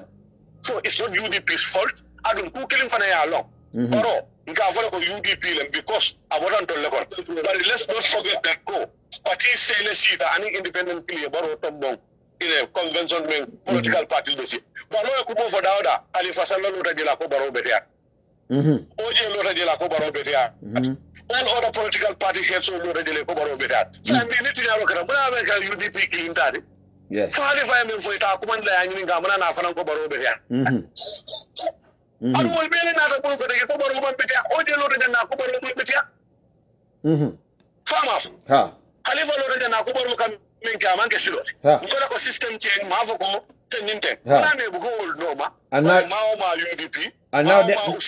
and now they are whining. Now they are dining and whining with Barrow because UDP le bodaje. Now they are secretly visiting State House after midnight because UDP le bodaje. Yeah. And we don't care. Some of them are offered vice president positions. We don't care. We don't just care. So UDP, we just don't care. So this is the hard fact. Coming for a day. So UDP blame platform it's a collective responsibility. Yes, in anything we do, UDP has a greater stake because UDP is here. But solely and wholly UDP no, they have to take their blame. It's not only our borough, it's everybody's borough. And he disappointed everybody, he left everybody, and he is just looking at himself. So the boroughism is taking over him. Not the Gambianism. And not a Gambianism like the same, Barrowism like the So the Barrowism is taking control. Antidote to coronavirus member Barrow Conon, don't start American coronavirus. Modena member Tascan Nabe Walker, some people. Window 2021 variant lessy. Member UK. So Malo followed to sign this only maneuver. So Barrow any problem. Barrow is in member to 2021 election about so it cannot more billion wala. Umanga kuti denta kanonfo. The UDP in the Dali Roman can send him one in Usain down in the founding member and tell you for it. Allo Ramena Boko, Omuja Losana, the local Mosa. No Jalosana, Abena old Josh one. No, I don't know. Ala Boko in Qualbeca Wolto, in water walleto. Alpha Kendall, Borasu, Borosu, and Kodori, Commandi, Olondi. No Alpha Kendall is one making him bound for Duarte Boela, Sana. No doubt about it. Aduana Bola. What's dota yemenke wala hani ka bin tubabol la tari wala fanol fon ka sile tubabol ka ci ika leta rosa fe ñoy ya kunu mero do ya fonye amero audio yo dida and then after na call banyu na diamuda akonye lo ada manka wolioti akonya manke ka foko ala ya fasa molaka akonye nyaje fa hakoy gambero muda wala mu ala nafulo la tinya ay doyata ay nendirota ala daraja ay belande karala ay gambia membe la nga kambi bilal nda politiko kono ala daraja ala nafulo la kasarata ala kodol tinyata akomo nenta ala lamdo be nenta so now beke gambelo ko kan momo ya madron fa saweloma sa wala be keri ngadum kay ni men foy ni alfa duwala ni ne e man duniya do ni ne de e ko mo barakandi e duwani ni e gambia je adu gambia bitale wol fanal di wol be mel wulu wol be nyaabe wol la duniya ko ne e kutu tay ila faka gambia ke kuto gambia nol baranda ba ni do kala tuesday le mbeka so tele yaro ne mo yes wala nan koy Tuesday Labatro ya charge. We're gonna talk yellow homework. We're gonna talk about the newly elected executive members of the party. Yeah, it is not there.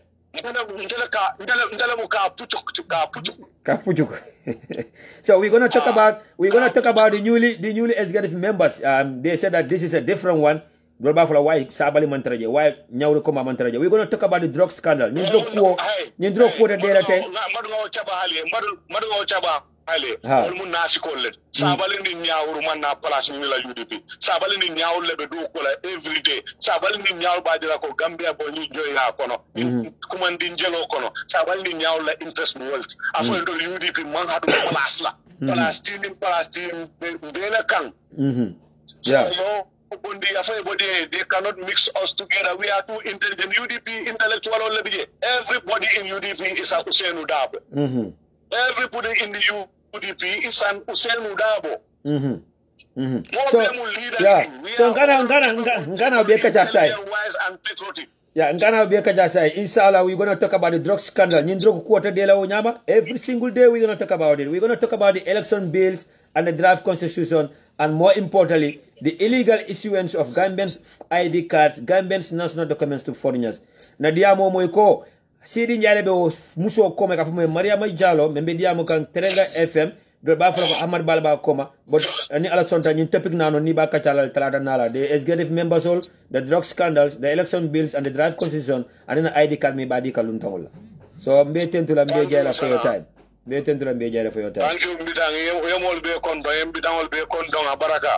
Abaraka Bake, thank you, Nyauru.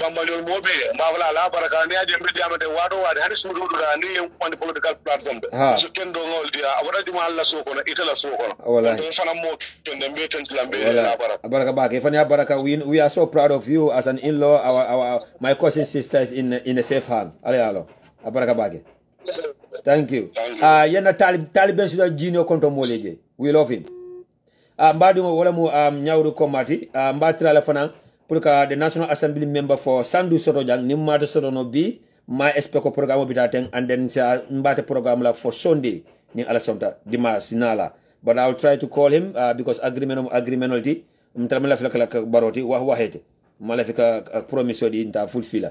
Let me try and see from Bafana Solano on the line because it's kind of late in the Gambia. Menketa the National Assembly member for Sandu. Now you from Bafana Solano line otole because na agreement okay bilati. Let me check. Bana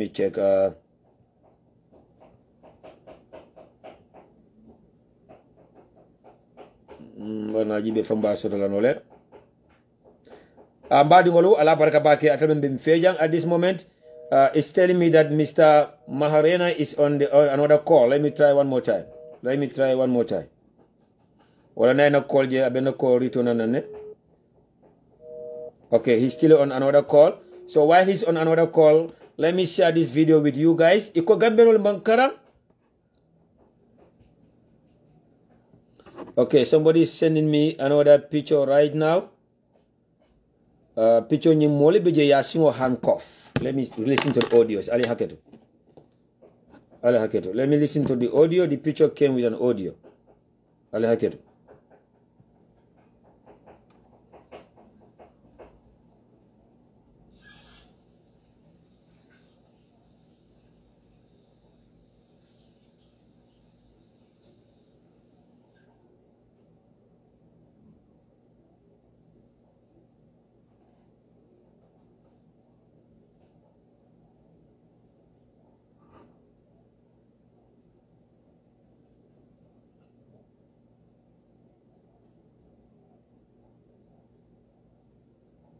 Okay, I think I can share this audio with you guys.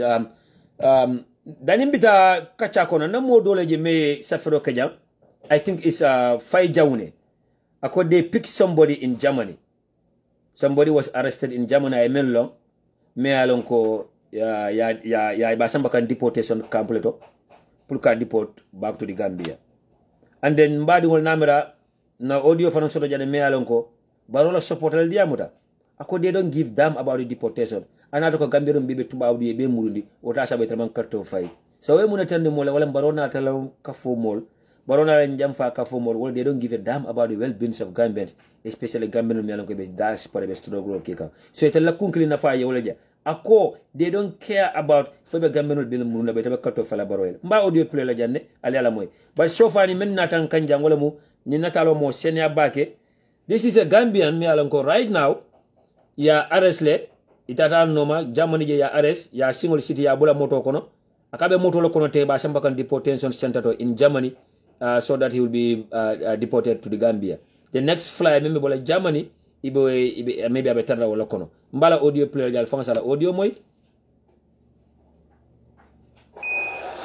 Assalamu alaikum badin Gambian wolu yo biton jamanol imaman tele kote kede aha bi somandante mbita kan do ko wala so ina tan noma na hay moto je mulhaim ino yemuda e jolo plan singola aha e felembe moto ko ne ben samba kan deportation camp e ko karifa e kata muronde so ko nole ha albe salo wanyama right now ngata deportation camp lembe tarla wolta fo karifa nin kulenti la sotta yo muronde so ko no albesalo wanyama right now be walto so albesal hakiloto doldungo be mo wabulu hakiloto. I wish you all good luck. Okay family, respect ma. Okay, mole nyin Kenyan, I'm from Germany, and then I think nyimbo nyimbila nyi audio dida akiala friends ole in Germany. I will not confirm the authentics of this video. Let me make it clear. I will be able to say how true it is, and but another kan nyamemba a report kan wala nyama. Someone from Germany sends me this audio and the video that a friend ning yememuta me alongo while he was on his way to the deportation camp. Any audio that our time wala akie. So I cannot confirm the authenticity of this video. Let me make that clear. But another kan nyamba flawole. But the audio player yame alongo baro support about foka. Barossa portal ba foka. All right, 1 second. 1 second. Alinso, 1 second. Hello. Yeah. Belandro. Akara wa bela na je sasa ambola katana na pile kwa moja. Okay, all right. Yeah, not the place answer anything. Okay. Yeah, but not play. Okay, all right. Okay. Buba nyadi. Buba photo. Okay. All right. So it's a true story, huh? Okay. All right. Baraka. Okay. Okay, but well, I think we can confirm it. The source just said that ko yenyi memutateng wala yenyi membedia marketing sale kenyen kolemu central badibu in the Gambia ikato mu buba fata joleti. Bufa photo jo wala be diamo kante nala na mala ndo be Germany they can confirm it asignol membe Gambia Germany they can confirm it and men be je namare balon nale ikato mu buba fata joleti yatale muta nyin somanda. And then while he was on the way to the deportation camp, he used the opportunity ka audio recorder la funo kono and then I kill a friend solely. So buba fato jolamu yuka boda badibu sale kenyele. So namara aliyajele, our vice president was in Switzerland with the foreign minister Tangara. They signed an agreement with the government of Switzerland. Albe wajela circulate social media tole. Abembuli jana fanansa rida liya moy. But at the end of the day, tubabo la kodo abakado ma kensenke. Tubabo la bukale na flo di mola kensenke. Ibe kodo di lale agreement le sign. Ameta nyawanya yete masakunda be siri wala masakunda do memina ibe no mala la kodo di dalilo menka yo implement. Foni nada masakunda tonyaru ngoso men nada ya tani tubabo la ko ale ni agreement men sign with the previous government national man atakela. It happens in Sierra Leone. The new president in Sierra Leone, Bilanada, the former government of Bayones Koroma, he been base signed with Tubabolu and in China, Abe condemned, Abalante Belale. The current president, Madabio, Bilanada Sierra Leone. Ala president is Menkata Bayones Koromati. I agreement on base signed with the Chinese, airport Lola Carolamba, seaport Lola Carolamba, and in Tubabol. Ate fema Sierra Leone febo abalanta bila katita ano antela gambe fana ya jamia kele anala kumbe nyawnya bila na jawara agreement do men sign with Senegal mansa kundala ya jamia balanta bela ali ari membale Senegalese, they used to have their own school in Banjul Gambia High School koma niye osilota men kata findi library nyinto Senegalese school be njele dindi jamato kala mutale sa indi non be chow kam political kono men ba fala NPP na leer baro na leer wol to lo time remember there used to be a Senegalese school behind Gambia High School, the road to the National Library.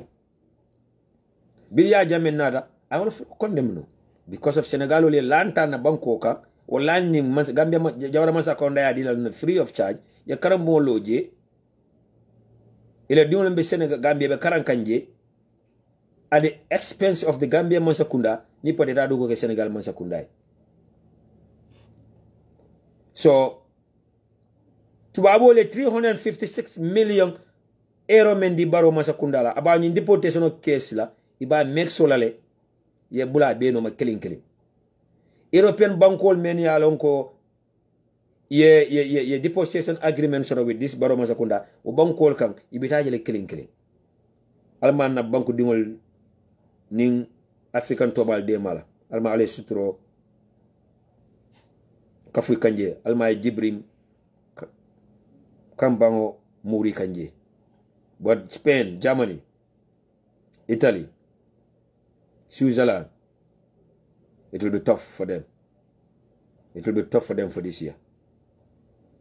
Ale vice president majala tati mamabo fanga be camera ka ale tangara jele ya sign.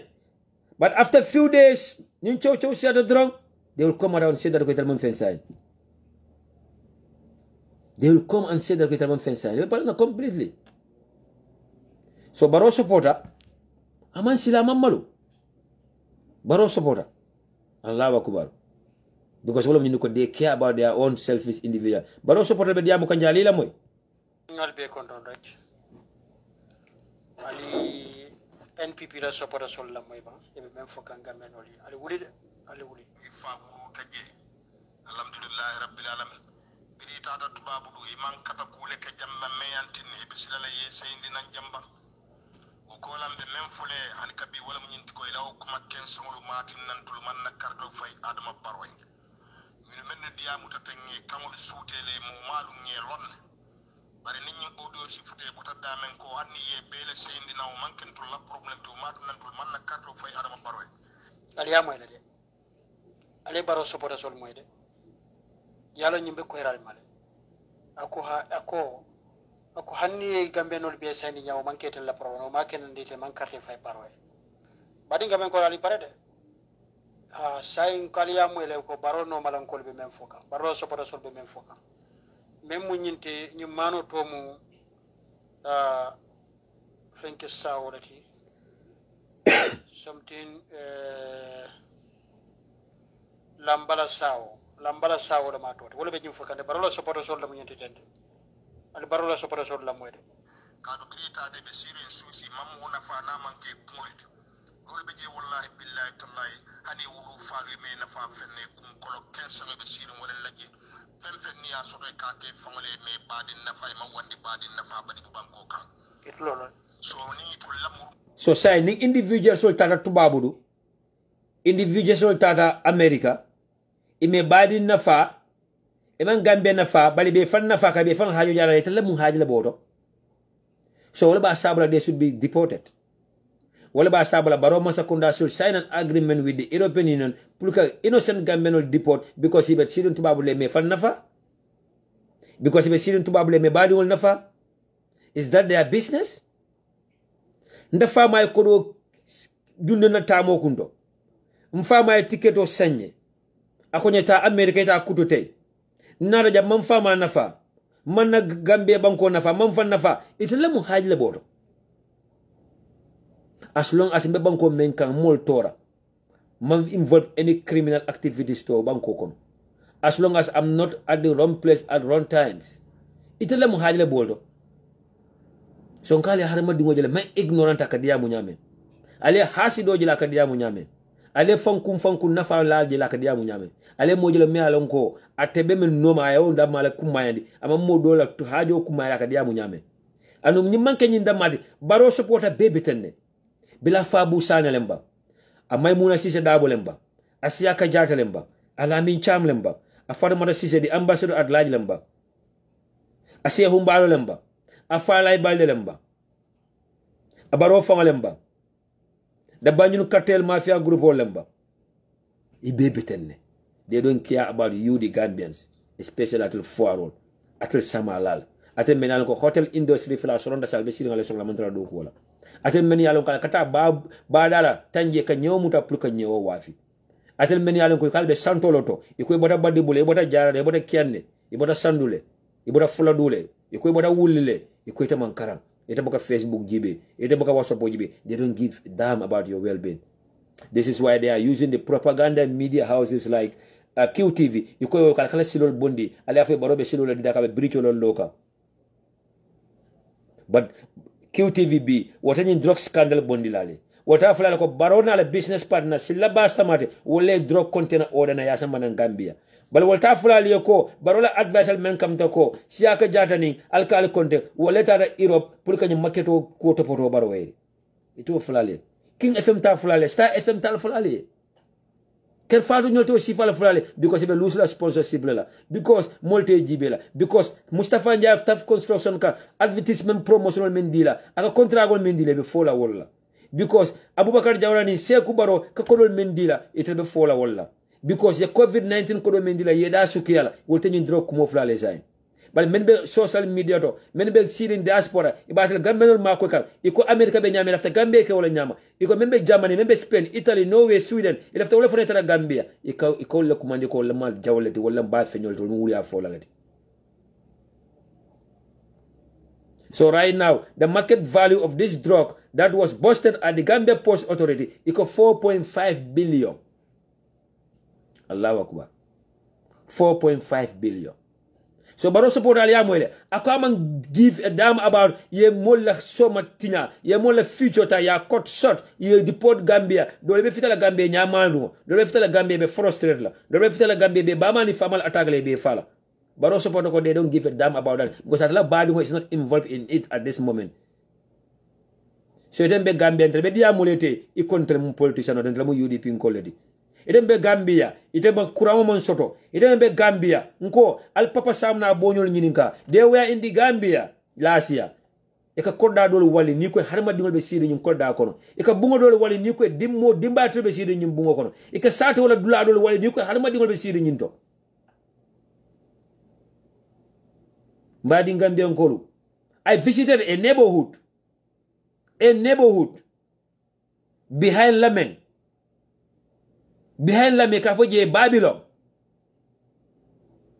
ntata Gambia la fom bota je ntamata namno area long in fact ndego Gambia wata me there was nothing like that neighborhood behind Lameng or komo be mum farol to nu. But my first question to the lady in that mayor, how did she get access to the main road? Akafita silo ka nyaadi le praita la marché to Lameng akafita silo ka nyaadi le na lafta la Banjul aka fita silo kan nyade na lafta tala sera kunda. And do you know what was the answer? Aka tama singol. Anu nde dunda moto lokono ndata foje naji be na distano men drive kataji atoko aka tama singol. Wala naye moje menni moto be finde kana wasat o wulo kono I live dani. So baro supporta na la mo lekkalo ko denge ka fatil gambe no ko barobe do ko wala. MPP ko lekkalo ko denge ka fatil ko barobe do ko wala. Baro ko jatte ko bela. Alna continue kala mo nying audio la mbadi wol. Mo tang ya mira ko ni adama baro ta de tul kamaye murune nan jang ka fu ko nin ko badi bum ko le ko waran ko gambe ko le ko adama baro kali dimol le sedi na je adama baro la kat balay la carte ko solale ike fanne nene illahi wallahi tallah ndalam bala sawden te damma hannin ayatara kada man sakundala la feroti kada kay mul men be siri je man kay to sodo tubabul le lafte bayla man sakundala lafte bayla gambe ko be le lafte bayla ko tubabul le lafte bayla kadu gambe dum man be siri suisa man suis la kay to sodo man fenke gambe man sakundala ay fenke suis la ay fenke suis la suis man sakunda ay wala tora bara man gambe man sakunda tora fen so ni say muna kidande alla alballa foreign minister kila jeto albita kay to sign la jeto kay. So Gambia be sitting America, be sitting Switzerland, be sitting Germany, among kaito soto. Bala umasa bo ayke criminality. He's just an illegal immigrant, but umake criminality. Nyaje Germany mansa kundani tuba buri banku sa dol lafta wole muru because they are illegal na luwala nyine soso, but imafo we are criminals. Imafo we are criminals, we are illegals because na luwala soso. So ntela mansa kunda instead of I am makwe na tara steering bankol ka as long as manga criminality but na mansa kunda ka kodota in exchange of the deportations of Gambians from Germany, Switzerland, Spain and Italy. Sa itale o 356 million euro me muta European Union bul ya kodo ni mintole. Eden be Gambia ye kolongol di ba, ye pombol di la ba, ye boholol di la ba, ye leptanol lo ye ba, ye sila kendol di ba. Ya make sure that you have a better road network so ba.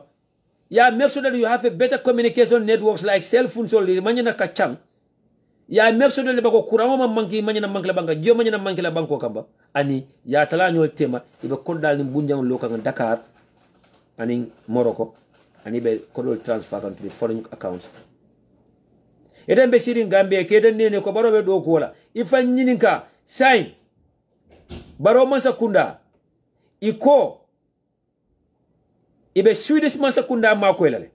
Not only signing the deportation agreement, but ibe makoelale niye